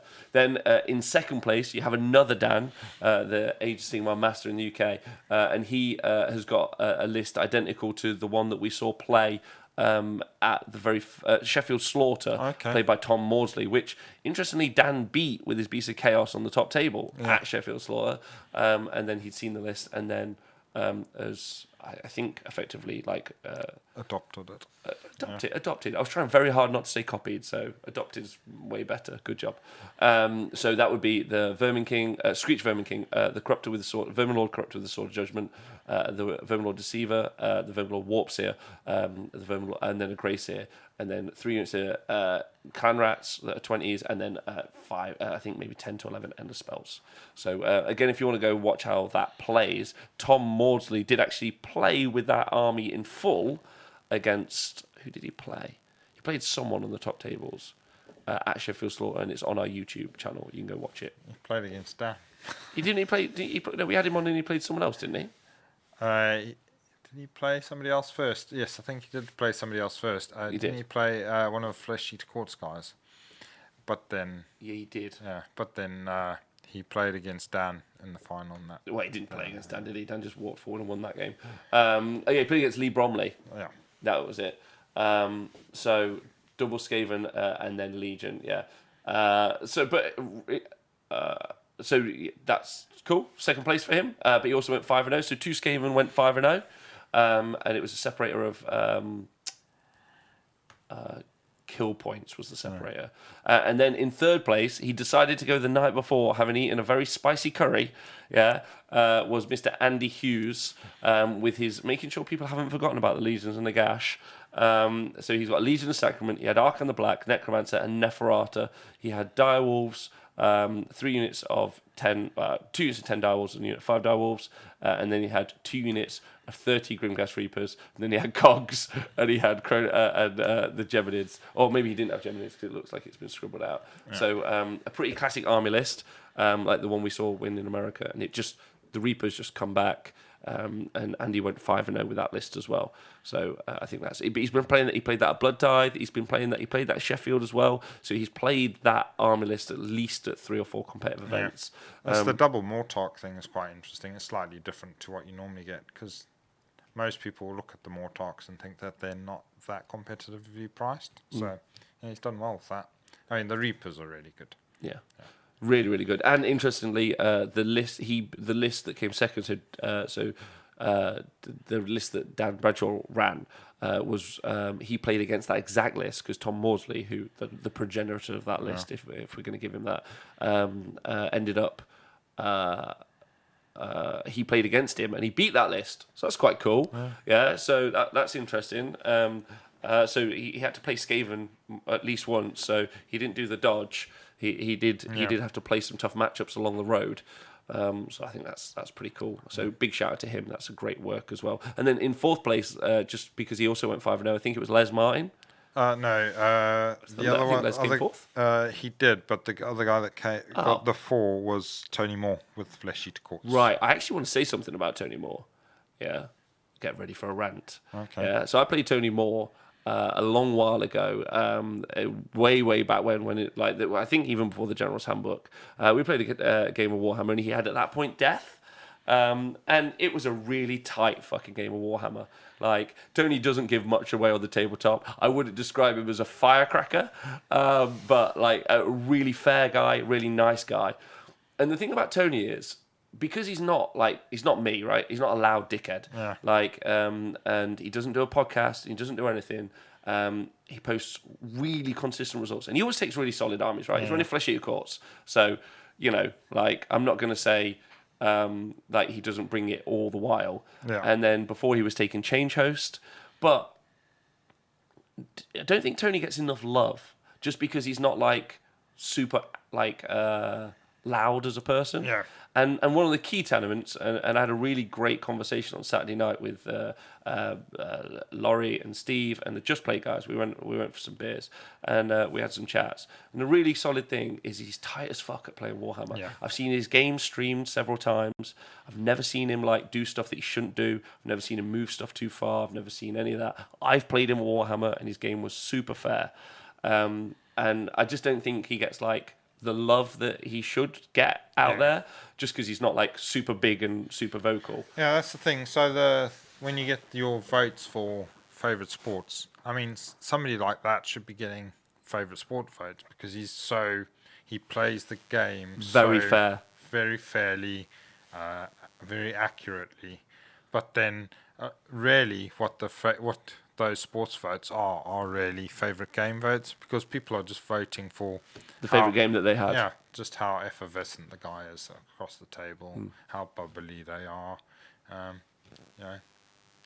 So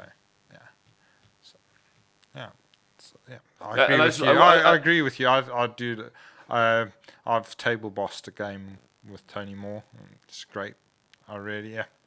So table boss is what when we do the live streaming and we have the person who feeds the information from the table, we call that table bossing.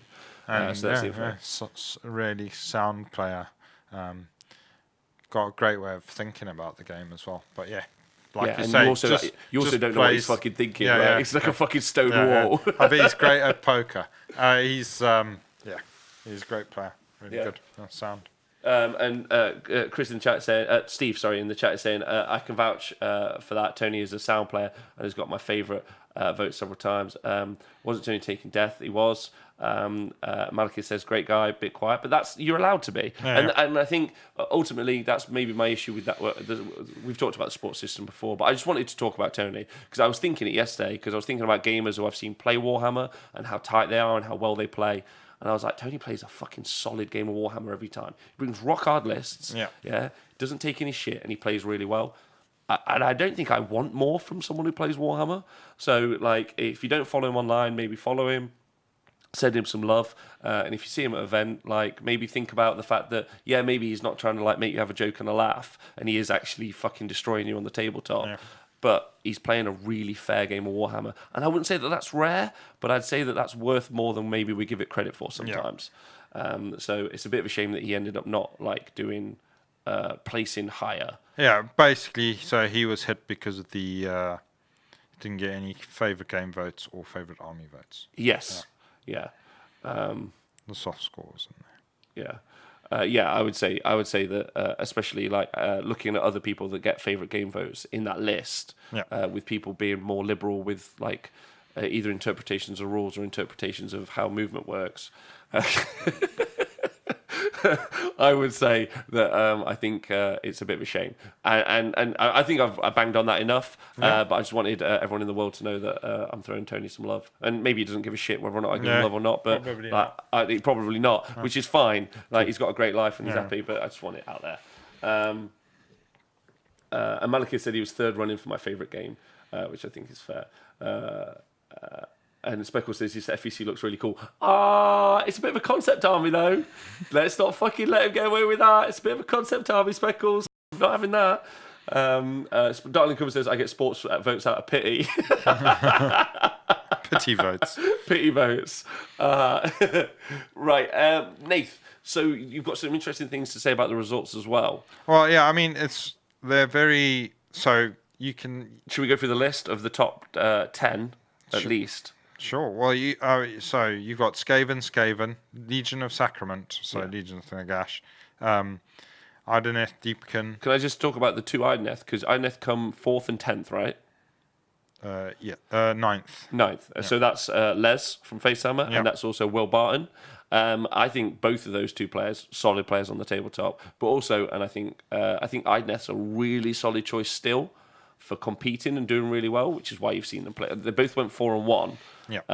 But I think you'll see that they. I think that's a really good pick, and again, both really good players. Yeah. So Idoneth are the top order, although you have got Daughters of Cain in there. So you've got some Daughters of Cain. You've got Flesh Eater Courts, 3-4 of those in the top 10. So they're doing really well. But then if you look at the top 20, there's no. So you start. The Chaos ones are Skaven and Khorne. Then some geezer playing some Legion of Azkor thing, whatever that is. But he's just outside the top 20, actually. He is outside the top 20. He's 21st, yeah. Pretty he's a fucking loser. Yeah.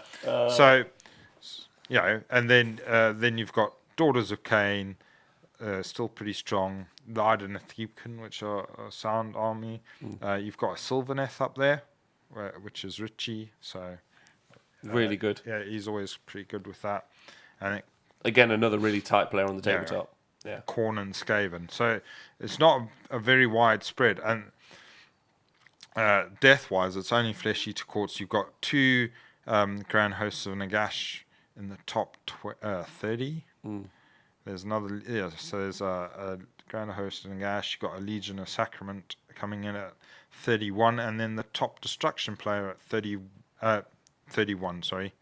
That Legion of Sacrament was at 30. So the top destruction player, and the only one in the top 40 is a Gloom Spike gets its Tim at 31. So Destruction again not doing particularly well after South Coast, where I think the top destruction player was 50 odd. Yeah.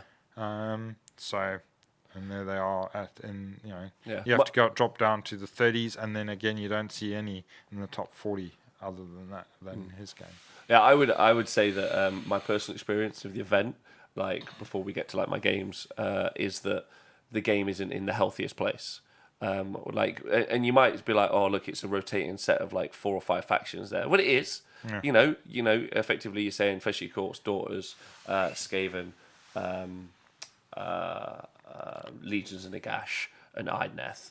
So you think 5? That seems pretty fair. But you're talking about games. I watched games that were over on the first turn, and it's been a while since I've seen stuff like that really happen. I've seen just people just be like, I didn't even have a turn, I lost. And you're like, and it's not that they're not screening. It's not that they're just like letting people just like ramp stuff in there.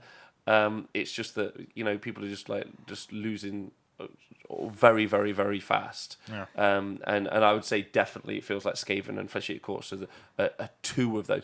And Eels and Idoneth are another example of that as well. At least Daughters of Cain, the thing I'll say about Daughters of Cain is you're playing the game, like, and then you're like, oh my god, your rules are so fucking stupid. Like, why do these guys not die? Well, these ladies not die. But you're playing the game.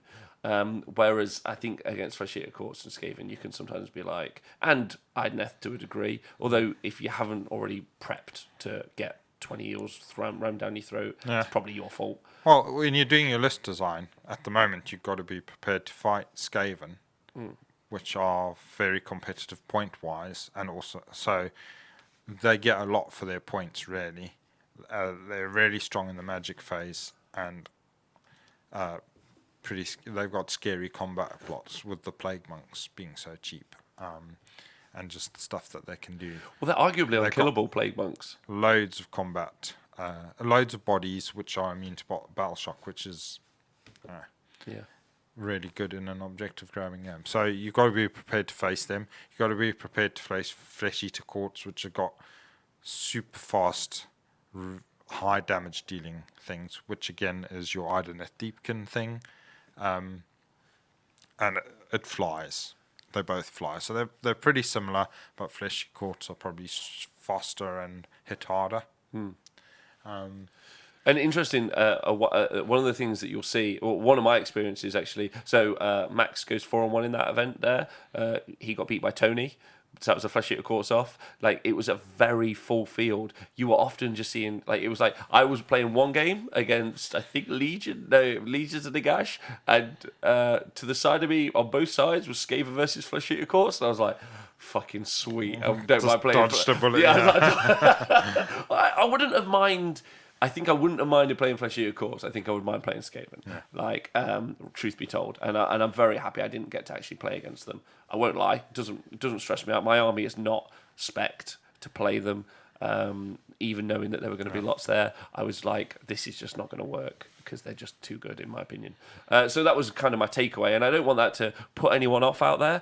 The General's Handbook's not long away, so you would hope that some of these things are going to be looked at. And you can have, and I still had 5 really, really fun games of Warhammer. Yeah. I didn't play either of those 2 armies though, so that's a pin in it. I did play 2 Flesh Eater Courts Adepticon. I was really lucky that the 2 players who I played were really, really cool dudes to play. But the games were really interesting, and even with a mid-tier book, I was able to do something about it. Yeah. So there are tools out there. If you're below a mid-tier book, hi Joss, you might have a tough time. But overall, there's some things to be said. It'll be a fun challenge for you. A fun challenge, yeah. And, Khorne was in there as well. Yeah, there's quite a few Khorne armies there. Yeah. So hopefully just some updates of the books, and maybe everyone will be on the kind of same rough level. But I won't lie to you, it was a tough time.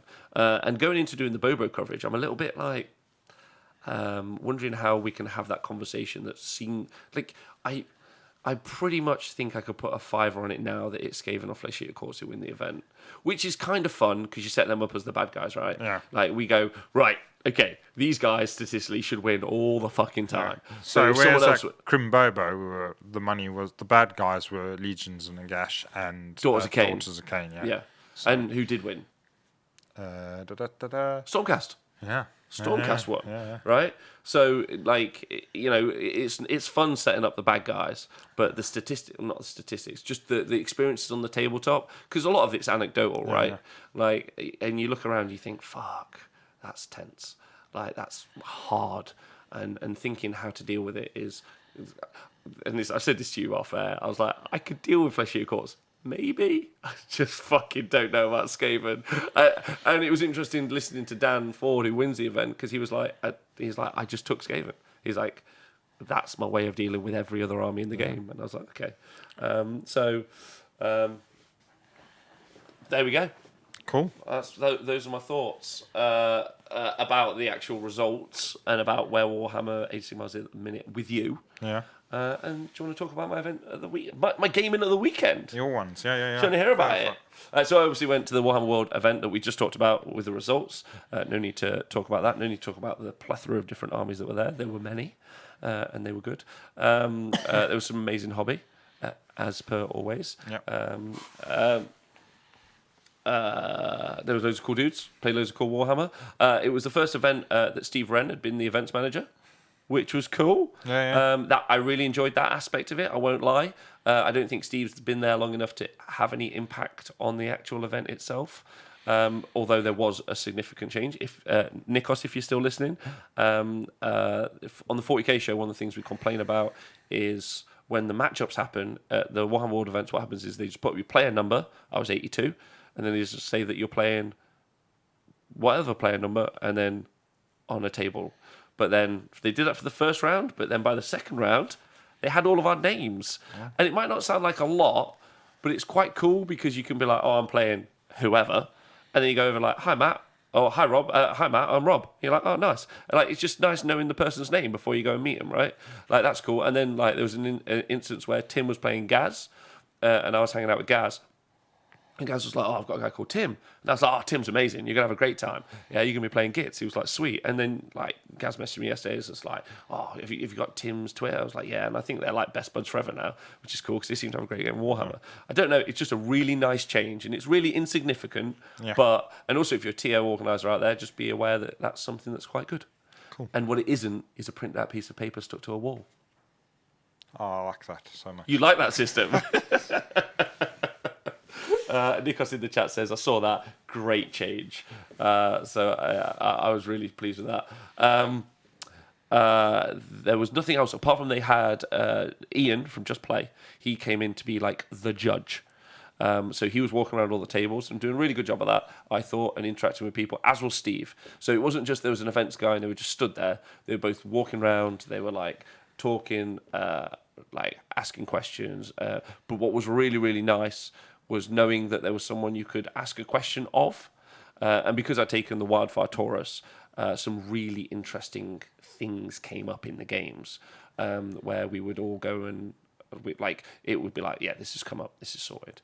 But it was nice knowing. And most importantly, before you got... So at one point I'll talk about that when I play the game, but I cast a Wildfire Taurus spell. But before I even moved it, put it anywhere, because we were playing the Realm of Light where you can always strikes first, I went and got the judge. And I was like, right, I don't need you to tell me to a degree. I almost need you to tell my opponent. And I was playing this guy called Matt, and he didn't really need me to tell him either. But it was just like, just make a decision. Just clarify, yeah. Yeah, not even just clarify. Just make a decision. Like, I don't mind really what the result is. I'm not like I am right about the rule. I was like, just make a decision on the rule now so I can carry on playing my game. I'll work around whatever the decision is. Just make a decision. And Ian was on the spot, jovial all weekend, and really good. So that was a really nice addition.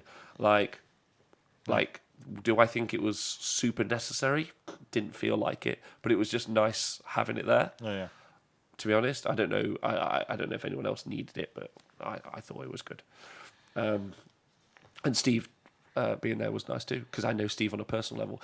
Were I someone who didn't know Steve personally, would it be a different? I don't know. He's a really nice guy. He's really affable. He's really friendly. So that seemed fine to me. That's good. That's all I've got. But it was, there were two new additions, and I thought I'd talk about them. Yeah. They were playing the Realms. I hated that. That's shit. Don't do that. They were using Realmscape features, which they pre-picked. Don't do that. Just fucking stop being a coward. Just don't do it. And if you're going to do it all the way. Have like shooting be like 4 inches, or like pick some of the stupid ones, in my opinion. Roll the dice. I'm just picking it. Those are my thoughts. So positives, loads of great games. Negatives, they've got too many people in the hall. Like, you were super close, you were bum touching people all day. My first game, I was on table 5. That's a negative.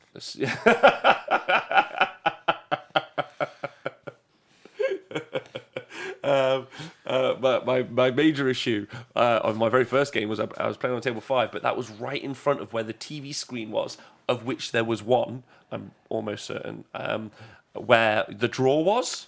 And people were just arriving, and I was like, and then also it was where people were handing the results, and also where people it was at that, by the stage at the front. And I was like, I'm literally inside. People just walking. I was like, I'm not playing a game. I'm like in the middle of like a flow of traffic. And people were nice. Everyone's friendly and polite. But I was like, this is shit. So it was too packed. It was too busy. Like they'd sold too many tickets, in my opinion. The space is too small. They also don't have any gaps between the tables. Realm of Battle boards are terrible, and the scenery was fine. I'll go for that. Hand dryers, though. The hand dryers are something to talk about, because I don't know if, because we talk about the hand dryers on the show, they've done something, but they've cranked them up to 11 because it was so strong. Yeah. I just put my hand, and it's got a little blue light as well. If you hand it, I was like, fuck. It's like nearly blowing my fingers off. My blue hands are getting blown around the place. To Templar, how did I enjoy the lack of landslide terrain? As a kind of shooty army, that's fine. In Age of Sigmar, though, it doesn't really overly matter loads. And there was some. I played maybe 2 games where there was those old circular towers. Oh yeah. And they're like pretty big, and they're massive tall. So you could hide stuff behind them realistically. Just seeing what the guys in the chat are saying. No, they're fine. So my list was a unit of 30 Fireglaves, unit of 210 Fireglaves. So I was obviously running Legion of Asgore. I had 12 Kadai Fireborn, as I nicknamed this unit the Losers. 2 Demon Smiths, and then I had 3 the fucking Goon Bros. Yeah, 3 Bull Centaur Taurox. Yeah. The Goon Bros. So it's all the same character. One of them was a general, and he was -1 to hit, and he had a 5 up ignore damage save, so because he's ugly. And then I had an ally, so I had the Zangor Shaman on disc, and then I had the Wildfire Taurus and the spell. I also had the Racist Swords, so the Quicksilver Swords, and I also had the Geminids of Ulguish, which was cool. So it's pretty cool army list. So the main, I'd only decided I was going to go on maybe Thursday. Yeah. Someone was like, "You got a ticket?" I was like, oh, "Fuck!" So I painted up the Goon Bros on Friday and the Shaman and one of the spells. So it was pretty. I think they still look pretty sweet. I did some cool conversions. I put them on Twitter. I really enjoyed the guy who's got a lance that's a warp lightning cannon and a shield that's the mirror. From the end of spell. He looks awesome. High cross rostering. So yeah, that looked pretty sweet, and I was very happy with that. Nick asked a really good question in the chat. You know how Destruction aren't doing very well at Warhammer, Nath? You should have like a Destruction only event where it's like a Destruction training day. Yeah. Should do that. Internally, they're quite well balanced, I reckon. Yeah. I reckon. So I think Gits are probably quite strong, actually. Yeah. So my plan all weekend was what I wanted to do was play around with the Wildfire Taurus. So normally the 3 Bull Centaur Taurus, they weren't in my previous list. So they are 160 points each. So I'd taken an extra 480 points of combat, which means what I'd done is I dropped 500 points of shooting out of my list. Yeah. So there was that 500 point swing, and not including the 280 point change in the Zangor Shaman and the spell. Yeah. So I took the spell and the Shaman, and then I included another 500 points of combat to see how that would work. Just to take advantage of the spell that you were taking, the Taurus spell, because that was a major part of your tactics in advance. Your strategy was based around using that spell as trying to get as much out of it as you could. Exactly. So I found that to be quite interesting. So then. And if all 3 of them go in, because they got 5 attacks each, they hit on 3s, and they wound on 3s. It's Rend 2 and 3 damage. But the combo, if you could do it, was you make something always strikes last, and then you send all 3 of them in. They pop a command point, and then all of them get +1 to hit. So they hit on 2s, wound on 3s. So that's 15 attacks hitting on 2s, wound on 3s, -2, doing 3 damage, and then they just blitz stuff, which. Pretty cool. Yeah. And then they've also got like a trample attack as well. They get +1 to charge. They've got some cool stuff. Yeah. They're all right. They've got 7 wounds. They've got 4 up save. So my first game, if you can see on the screen. If you can't see, I'm sorry. But you guys... Oh, no. It's okay. It's all imaginary stuff anyway. It is. So you can see on the screen my first game. So my very first game I'm playing against Sean with the Legion of Blood, which was quite cool. We're playing Total Conquest. Yep. He was a really nice guy to play Warhammer against. What happened at the top right-hand corner of the game was quite interesting. In the Wildfire Taurus went through his Vampire Lord on Zombie Dragon, and it went through his Blood Knights.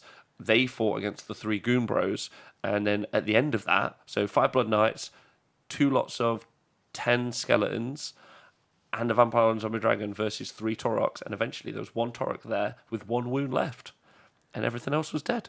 Wow. So that's how that combat went. And then on the left hand, and then the Kadai kind of like womped into the middle and did their work, and just kind of went through the army. It was a really fun game. It was really cool. And the spell did its job, which is what I wanted. There's really not much to say about that game in total apart from that, but it was a nice like start out. So the spell just did its job, basically. It makes everything fight last. Yeah, but I did have a bit of a mistake, because what I'd done was I'd placed it in the middle of the board. So if you guys are looking at the screen now, is when I cast it into the centre of the board, in case... Well, I thought I did this quite well. In case he went left and he went right, because it moves 12 and it's got if it gets within an inch of you, so 13 inches either way. So then he ended up going right, and it did it, and then as did the Blood Knights, which you can see in front of the Realm Gate. It chased them basically, which I thought was quite clever. Instead of throwing it into his army, I'm not 100% sure still if that was right.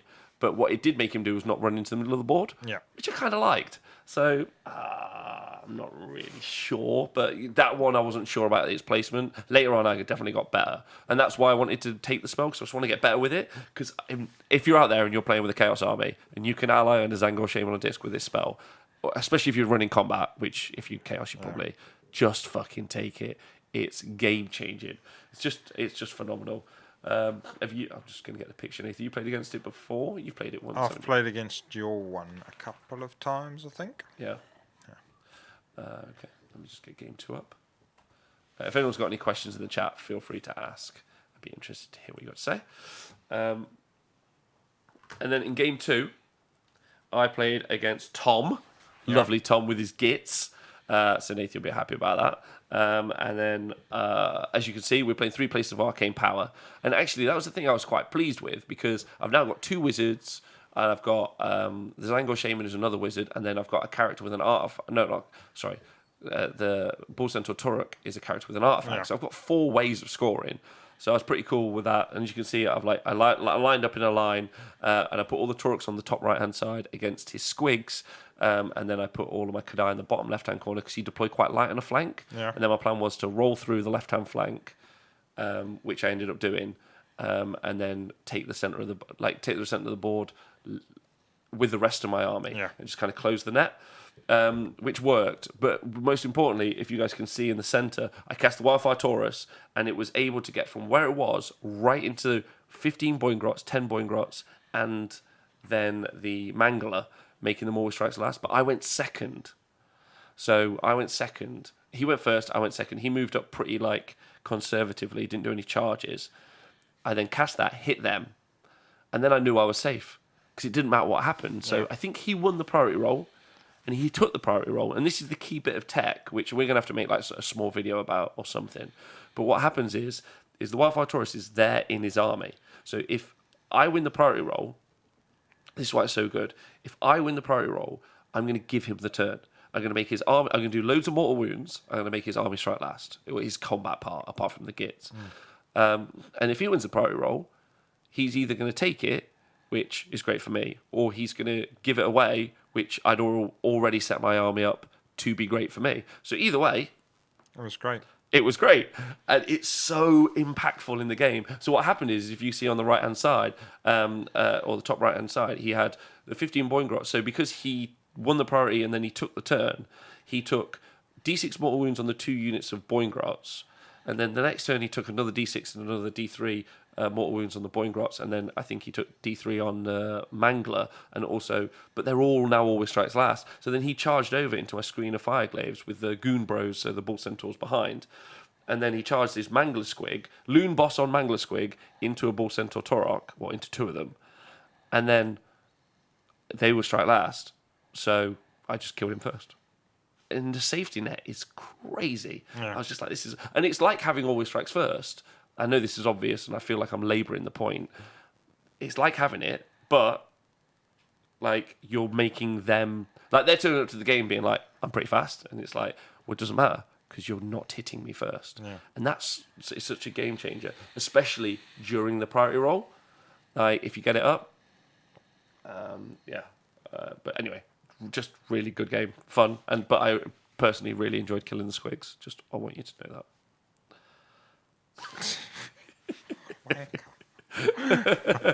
that. He was a lovely guy to play as well. He was really, really friendly, and I enjoyed that. And then in game 3, oh my god, I played this dickhead called Matt, right? Yeah, fucking Matt.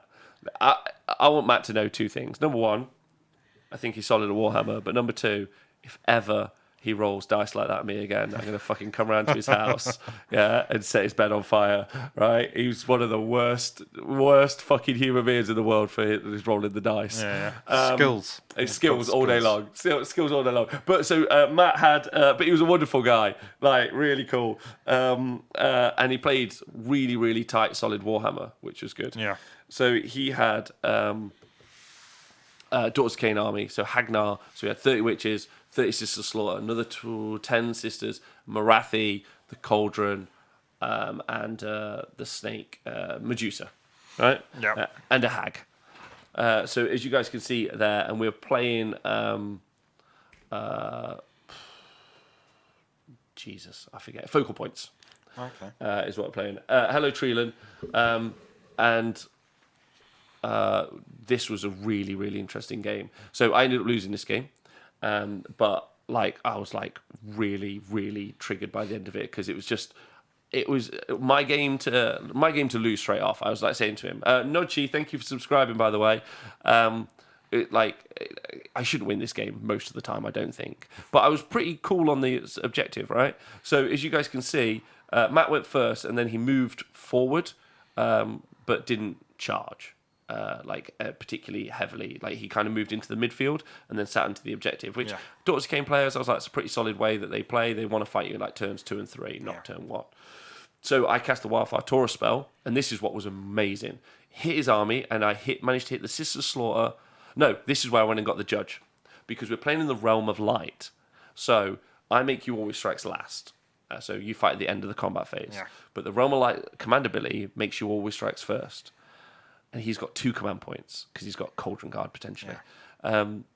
And then I'm there, so I call the judge over. Judge is like, yep, because it applies after. So I do the spell, effects happen when they happen, but then the command ability happens after that. So that means he's now always strikes first again. Yeah. So I was like, so I'm playing Daughters of Cain with always strikes first. He's like, yes. I was like, sweet. I was like, okay. And I said to Matt, I was like, I think I've probably lost this game right now, but I'll try and win it anyway. So I cast a spell, and what I did was I dropped it at the back of his army, and I wanted to hit Marathi and the hag. And again, this is one of those things that just didn't go too well. And I also did Geminids and got them in there as well. So D3 mortal wounds, so 2D3 mortal wounds, and I think they both took so Marathi could have taken enough more, could have taken 3. Maxed out on a 3, yeah, maxed out on a 3, but she took none. And the hag took 1, and I was like, fuck, because they've got the 6-up save. Oh, yes. So I was like, okay.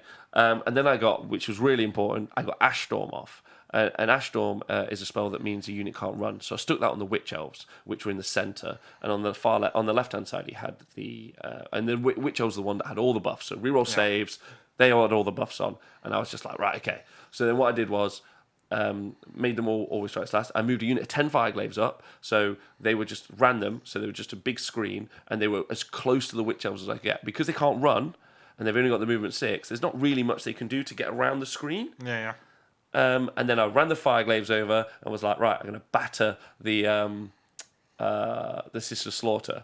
And then, so I charged all the Fireglaves in, the Kadai in. The Fireglaive shot at the witches, and I killed like 6 or 7 witches. I was like, all right, okay, this is good. And I was like, even so, then, and I only killed like fucking maybe 13 or 14 of the Sister Slaughter, which is so upsetting because I had a 500 point unit go into that unit of 30 witches and didn't. Yeah, anyway, so that was tough for me. I was like, oh, this is shit. They didn't do much damage back, and this is where it became amazing. So the priority roll, this is what's key. Priority roll happens. Matt gets the priority, and then I was like, sweet. And then he decides to take it. In which case, I was like, sweet. I'm going to get a free round of combat from the Kadai into the witches. I was like, that's great. Into the Sister Slaughter. That's great. Chuffed with that. And then the Wildfire Taurus went through his whole army. It hits Marathi, it hits the witches, hits the Cauldron, hits the Sister Slaughter, which means now the Sister Slaughter I'm gonna hit them before they even hit me first. Yeah. So I'm in an even better place, right? I was like, this is awesome. And then I've got my screen up. I'm like, well, he's not getting past the screen. I'm laughing. Like my turn, Fireglaves are going to shoot in again, yeah, which is going to be good. I did some more mortal wounds. I didn't do enough again to kill the hag or like fucking hurt Marathi. Yeah. And then I was like, I'm in a really solid place now because I'm taking away most of his scoring stuff. You got to remember the heart renders are in the sky as well. Yeah, I'm in a solid place. And then Matt's like, oh well, see that unit? Banishment. Fuck off, dickhead. I was like, oh no. I was like, this is so awful. I was like, okay. All right, so then he banished the unit of Fireglaves that were my screen, which I was like, fucking the realm suck balls. But it was really good on his part. He'd like really well researched, and again, it's a negative on my part as a gamer. So, and I think he played really, really well. Banished them fucking out the way. I was like, oh fuck. Made Marathi big, charged into the Kadai, started beating on the Kadai, but didn't kill them all. And I'd like made sure there was a character nearby, so they were immune to battle shock. So I was all good. I was all safe.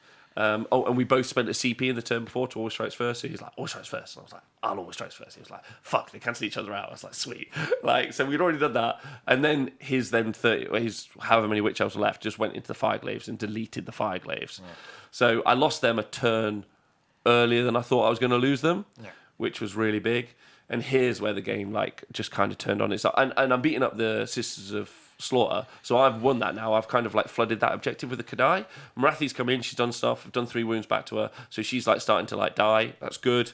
So then my turn, I'm like, right, okay. There's like maybe 14, 15 witch elves left. Yeah. I was like, sweet. And then there was also like a unit of Sisters of Slaughter as well. I was like, I'm going to charge in with my Bull Centaur Taurus and a fucking Dukem. We're all going to go home laughing. Like, we're all out. Their strikes last. He's got no command points. Yeah. We're all good. I went in. Oh my god. I did like no fucking damage. Like none. 0. I think I gave him like maybe 18 wounds to save because because I think I did 9 from 2 Taurox. Yeah. 9 each. And he was just like, okay, 5 up. Rerollable 5 up. He was like, 2 damage. I was like, what the fuck is this? Like, I also did I'd already done like mortal wounds from my demon smiths. I just did everything, and I was like, and at this point I got quite grumpy. I was like, man, and that's where the Daughters of Cain and all those other books are just a book above my Chaos Dwarfs. I was like, he was like, damage. I was like, my save. That's all I've got. Just my save. Like, I don't like, and honestly, I did so much damage. And he just was like, nope, you're not having it. So then I lost one of the Bull Centaur Taurus, and we were still battling it out. Like, and it kept happening. And then it came down to, and then the Kadai were fighting Marathi. Then it came down to maybe the priority roll for turn 4. That happened. He won it. He took it. Then what needed to happen is the endless spell went over Marathi.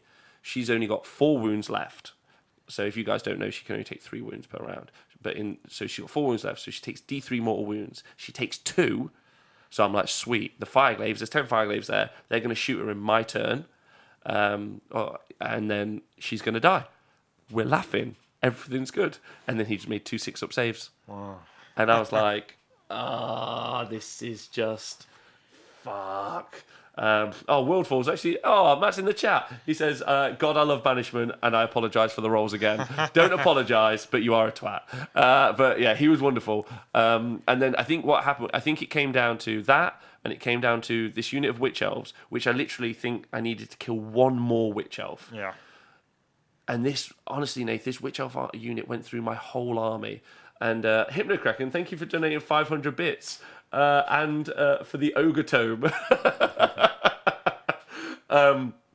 But the bit that got me was he had 7 witch elves left against my Bull Centaur Turok. And I was like, right, okay.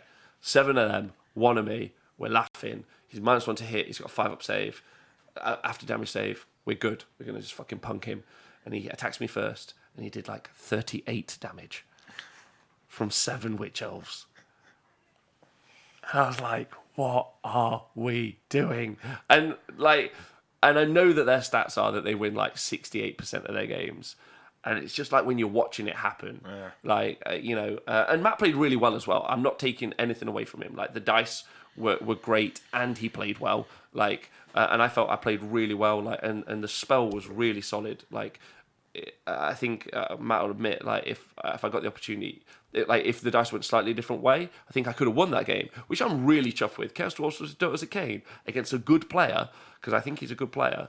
I'm in a solid spot there. Yeah. But so that spell, but it was only because of that spell. If I didn't have the spell, I would have been fucked, like way before that point. So it was a really, really interesting game, and the spell was really impactful. But just Daughters of Cain are fucking stupid.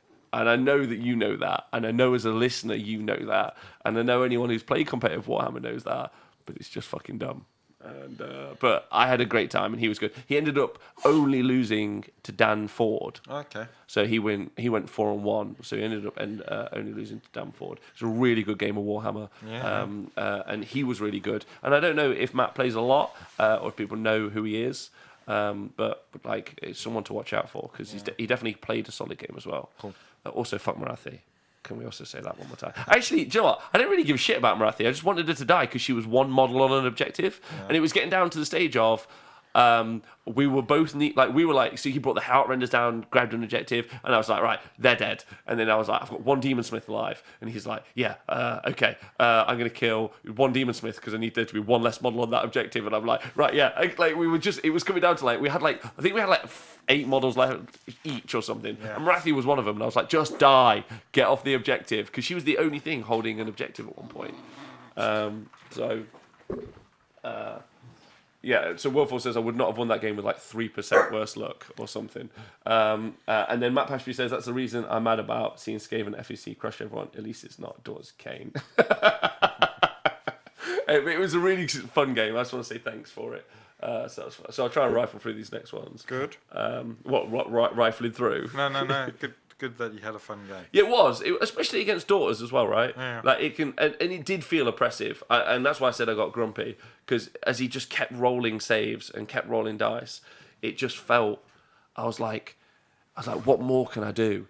It just wouldn't stop. Yeah. It was just 5 up, 5. I was like, why is this a 270 point horde? I must have done, I don't even know, 60, 80 damage to this unit by the time the game was over, and it was still alive. There were still 5 of them. And I think even the battle shock test at the end, we talked about if even one of them had run away, I'd have scored that point, and then it was so close, but it was just fucking 5 ups, just forever and a day. Yeah. But it was really fun. Anyway, and then so the next day I turned up. I was really sick, fucking dying. And then let me just double check who I played. As you can see there, I played against Legions Nagash. We were playing in the Realm of Death, and I played against Peter. Really nice man. Cool. Really nice man. And I Wayne Kemp'd him. Loved doing. You know the Wayne Kemp move. Yeah. I fucking love the Wayne Kemp move. What's up? So he had a Vampire Lord and Zombie Dragon. I've decided that Peter is called Mr. 2018. Okay. Yeah, I told him on the table, I was like, oh, you're so 2018. So he had a Vampire Lord and Zombie Dragon, he had Nagash, he had 30 Grimgrass Reapers, and he had 5 units of dogs and a Necromancer. So 2018 as an army. Yeah. We were playing in the Realm of Death, which meant he had access to making his Nagash ethereal. That's a spoiler. And as you can see on the tabletop, I deployed very, very deep. Because Pete, Mr. 2018, made it very, very obvious that I was going to get the first turn. So already when I was putting stuff down, I knew what I was going to do. So I put the Zangor Shaman just outside of range of Nagash on the first turn. And even after he moved, so just in case he went first, just in case I got it wrong, he was still outside of Unbind range. So unless he ran or he got pinions off and decided he was going to YOLO swag him across the board, I was out of range of Unbind from Nagash with my Zangor Shaman. He gave me the first turn, so I did 2 things. I cast Mystic Shield on my Kadai. I then cast the Wildfire Taurus, and I put it at its max range, so the full 24 inches, all the way up the board, and then I made his unit of Grimgas Reapers not be able to run. Oh, yeah. So Ash Storm. So I was like, "Your movement 8 now." So I was like, no matter, even if because I didn't think he was the sort of gamer that was going to just run everything forward, go for the double. But I was like, even if you do, all you're going to do now is run forward with your Vampire Lord, run forward with Nagash, and that's the most that you're going to run forward with. Split your army up. You're going to split your army. So I just slowed him down and stuttered it. And then I was like, if you win the priority roll, then you're going to to either take the turn or not take the turn. If you don't take the turn, the Taurus isn't going to hurt me. If you do take the turn, the Taurus is going to go forward and make your Reapers always strike last. It's pretty good. Yeah. Or maybe you Vampire Lord and Zombie Dragon. What happened was, though, he won the priority roll, he took the turn, and then he's fucking... it moved and he unbound it. He was like, fuck you. I was like, oh, shit. Okay. I was like, oh, subface. And then, so I was like, oh, you've measured to the spell, obviously. More thinking needed. But then he ran forward, and I knew that I needed the Fireglaves to deal with Nagash, because the Taurox were wasted. So I basically was 500 points down all game, because the Taurox can't hurt the Vampire Lord and Zombie Dragon. Well, they can, but not really. The Reapers don't want to fight against the Grimgrass Reapers. Yeah. Sorry, my Kadai don't want to fight against Grimgrass Reapers, unless I get to go first. So I was like, this is cool. But sorry, I didn't say in the first turn. What the Wayne Kemp move is this: you cast Mystic Shield, and then you go, it's your turn now. Yes. That's what you do. So I literally did 0 movement. I just cast Mystic Shield, did the Wildfire Taurus, and was like, no movement. And he was like, flabbergasted. He was like, what the fuck? Because it was Star Strike, so you don't have to move. No. You don't have to move. I don't have to make any commitment at all. Yeah. And he was like, oh no. And then he was like, I'm out of range to all my spells. I was like, I know. Why would I run it all you? That's insane. And it's an amazing move, and it really like fucks people's brains, and it was fun. Anyway, long story short for this game is Nagash womped across being ethereal. I killed all of his support units, so all the dogs was the key. So I made my Taurox just go off as like little one-man machines. I was like, 5 dead dogs, 5 dead dogs, 5 dead dogs. And then I sent the Kadai off against the Vampire Lord and Zombie Dragon, and then later on against the Reapers. But what happened is I did about 20 or so mortal wounds. So I went second in a turn. I did about 20 or so mortal wounds to Nagash. Yeah. And he saved 19 of them. Oh, wow. And then the Kadai, 500 points of Kadai went into the Grimgrass Reapers, and I killed 9 of the Reapers. So it just became a bit of like, and that was fine, because if I win the priority roll, what happens is I do the shooting again into Nagash, which is cool. Yeah. I clear off the Reapers, hopefully this time around, because I didn't lose very many against them, and then which is all good. And then I go and threaten the back objective. So basically the Kadai could have gone through the Reapers, gone into the Vampire Lord, outnumbered him, and then because I was already sat, and even if Nagash wins the turn, he goes into the Fireglaves, but then there's still enough models around my objective. But then he won the priority roll, and then he just did like 3 spells, and I was like, I don't want to play anymore. This is fine. You win the game. Because he was ethereal. He'd taken like a wound. He was like, I've taken 1 wound. And I was like, that's the kind of issue with the army, is I can't guarantee they're going to do a job. Yeah. And Nagash isn't new, but some of the like stronger books, when they're just like, I get a save or I could do a thing, I'm like, oh man, my army doesn't do those things. It just sits around. So that's a bit of a shame. And Ethereal Nagash is hard as balls. He's just like, fuck you. Yeah, he's a bit of a tank. He's a tank. And I knew the only way I could get rid of him was to do all the mortal wounds. And I did all the mortal wounds, but Mr. 2018 just makes saves all day long. Knows how to roll a 4 up. Yeah, fuck yeah. But yeah, so I lost that game as well. But I was really upset again about the Kadai. And actually, my takeaway, I'll finish off at the end, but takeaway is probably that I don't like the Kadai. And some people will be like, you're an idiot. They're really good. And then my final game, I played against New Corn. No, I didn't take a picture. Oh. Sorry. But long story short, I made all the Bloodthirsters strike last, hit them with my Kadai, and murdered them all. It was great fun. It's really fun. Yeah. I played a guy called Warren. He was a nice guy. He was really fun. He hadn't played against Endless Spells before, which I think was a bit sad, because he didn't really get how they moved across. So they actually had a really massive impact in the game that he wasn't really ready for. Yeah. So that was a bit sad. But he was a really nice guy. His army was really nice. And we just had loads of fun. So it's cool. And he's got a pet fox. And he does goat tours. So, tell me what you think about that, Nath. He should be playing Beast of Chaos. Pardon me? He should be playing Beast of Chaos, I think. Tomler, who was there this weekend, said you did the perfect impression of the roll eyes emoji as the guy did his saves. I was doing my best not to laugh behind him.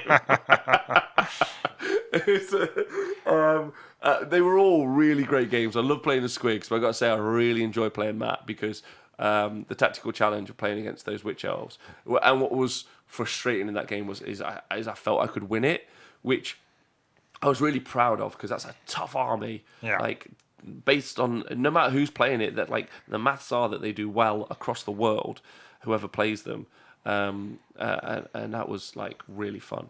But probably the takeaway actually is that the Kadai, while they're an amazing unit for what they do, they don't do loads. So like it's 60 attacks if all of them charge, 480 points, 60 attacks, and they hit on 3s. So now that's 40 go through. They wound on 4s, so that's 20 go through. They have no rend, so against a 4-up save, only 10 are going through. Yeah. And then they do 2 damage. Well, they do D3 damage, so on average. So I'm doing 20 damage, which sounds great, but it's not, because it's not even a unit of Plague Monks, although they don't have a 4-up save. It's definitely not a unit of Sisters of Slaughter. It's not a unit of Witch Elves. And that's if I do, because it's wound off. If you just make a few fuck-ups on the 4-ups to wound, it's really tough. If you make the minus to hit, so, but the Taurus, oh my god. Yeah, the Wildfire Taurus spell is great. Yeah, Wildfire Taurus spell is, and lots of the guys at the event were saying, like, you don't really tend to see this much. And you can ally it into a corner. You can ally it into, I think, almost any Chaos army. Yeah. And because if you can't ally Tzeentch, you can ally Beast of Chaos, which either of those two gives you access to being able to take the Zangor Shaman on disc. Yeah. The reliability of casting the spell as well. You roll once per battle, you roll 2 dice, and then you re-roll. Or in my Khorne game, by the way, he'd made me -1 to cast, and I had to re-roll successful casts. I rolled 2 9s. I was like, 9. All right, fine. 9. I was like, fuck yes. It's cast on a 6, isn't it? So it's quite easy to cast as well. No, it's cast on an 8. Was it? I thought it was cast on a 6. I have been playing a really fucking tough game for myself all weekend. At least I wasn't doing it the other way around. Let's Google through this. Cast on a 6. Fuck! Fuck!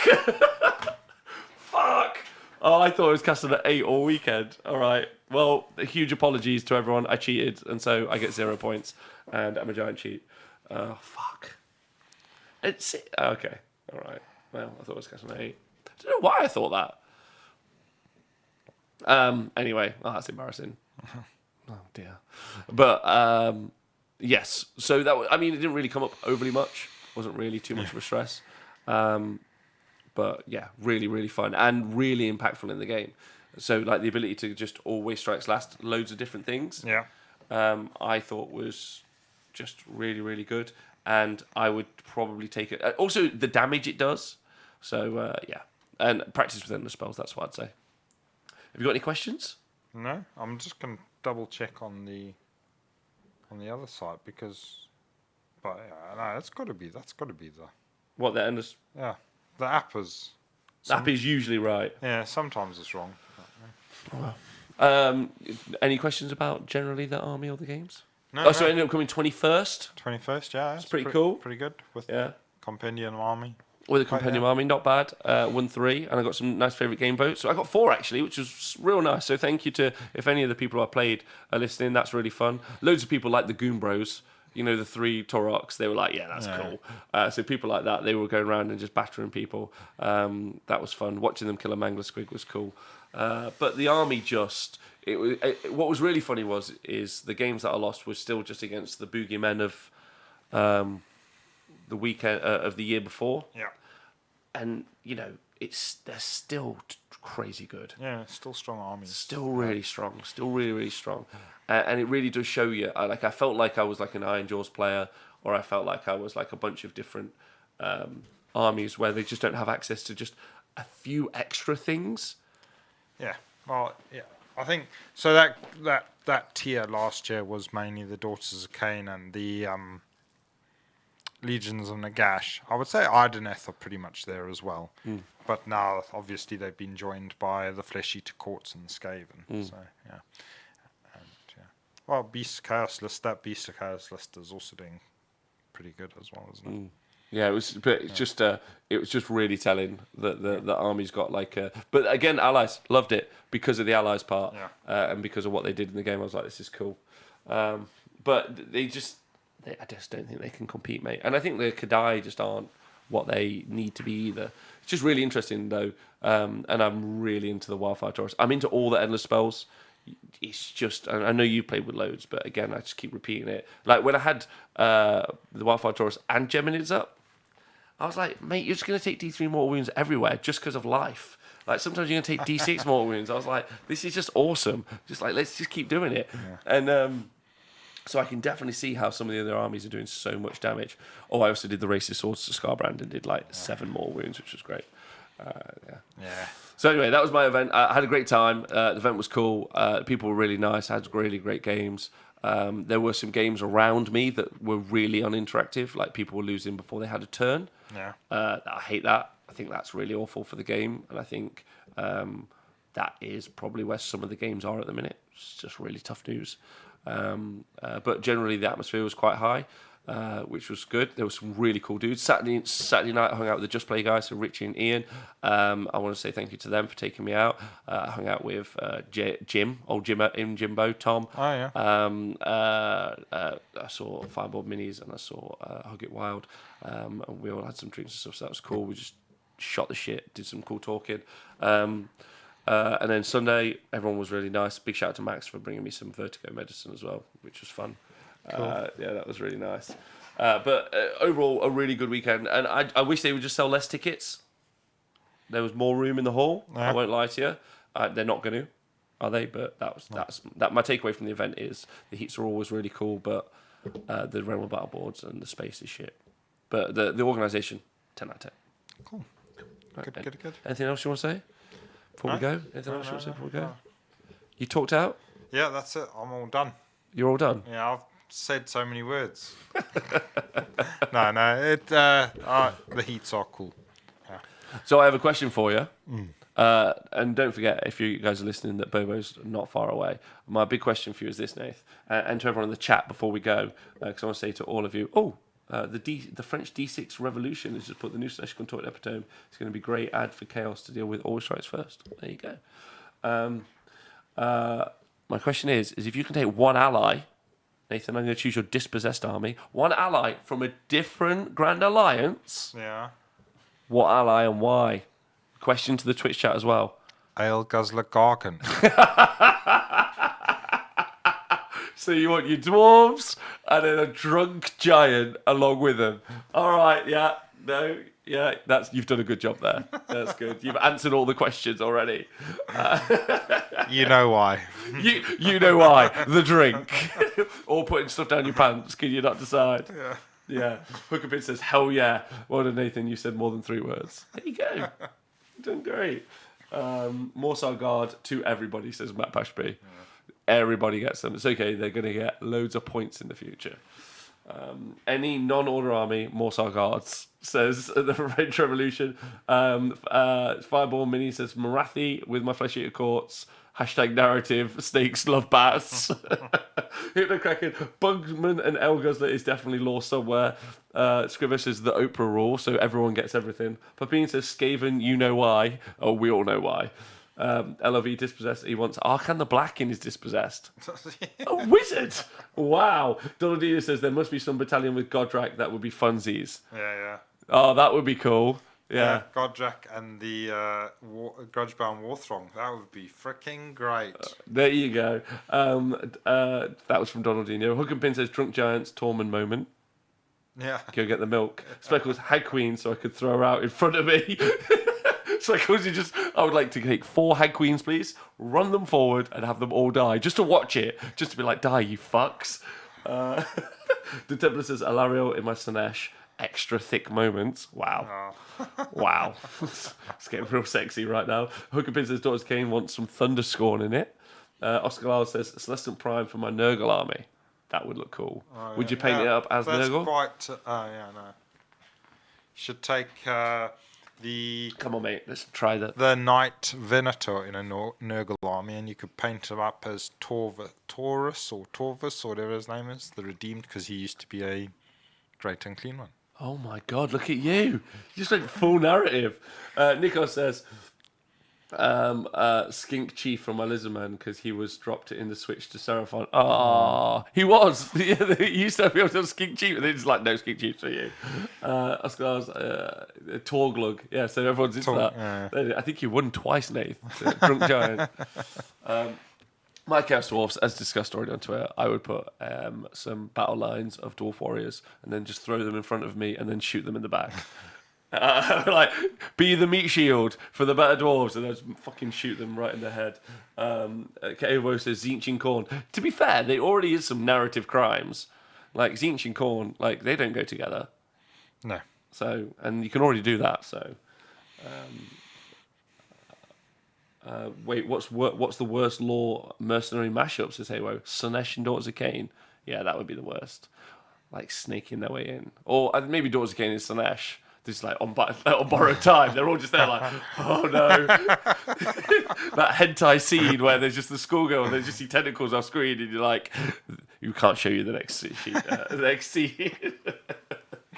All right, well, Nathan, thank you for being on the show. Thank you. Thank you to everyone on Twitch. You guys have been wonderful today. I've really enjoyed the show, and there's been loads of you, and just cool you join us. Please join us every week. Drop us in the chat and just say hi. Thank you to everyone on Patreon and Twitch. You guys are brilliant, and thank you for helping us do this show. Cheers. Wicked. Don't forget to join us for the Stat Show. Don't forget to join us for Bobo. Thank you to everyone who watches back on YouTube or listens to the podcast. Don't forget to hydrate. It's always really important. It means a lot to us. And thank you to... That's it? Yeah? Let's do that. Thank you, Sigmar. Cheers. I'm never thinking that, dickhead. Yeah, golden idiot. All right.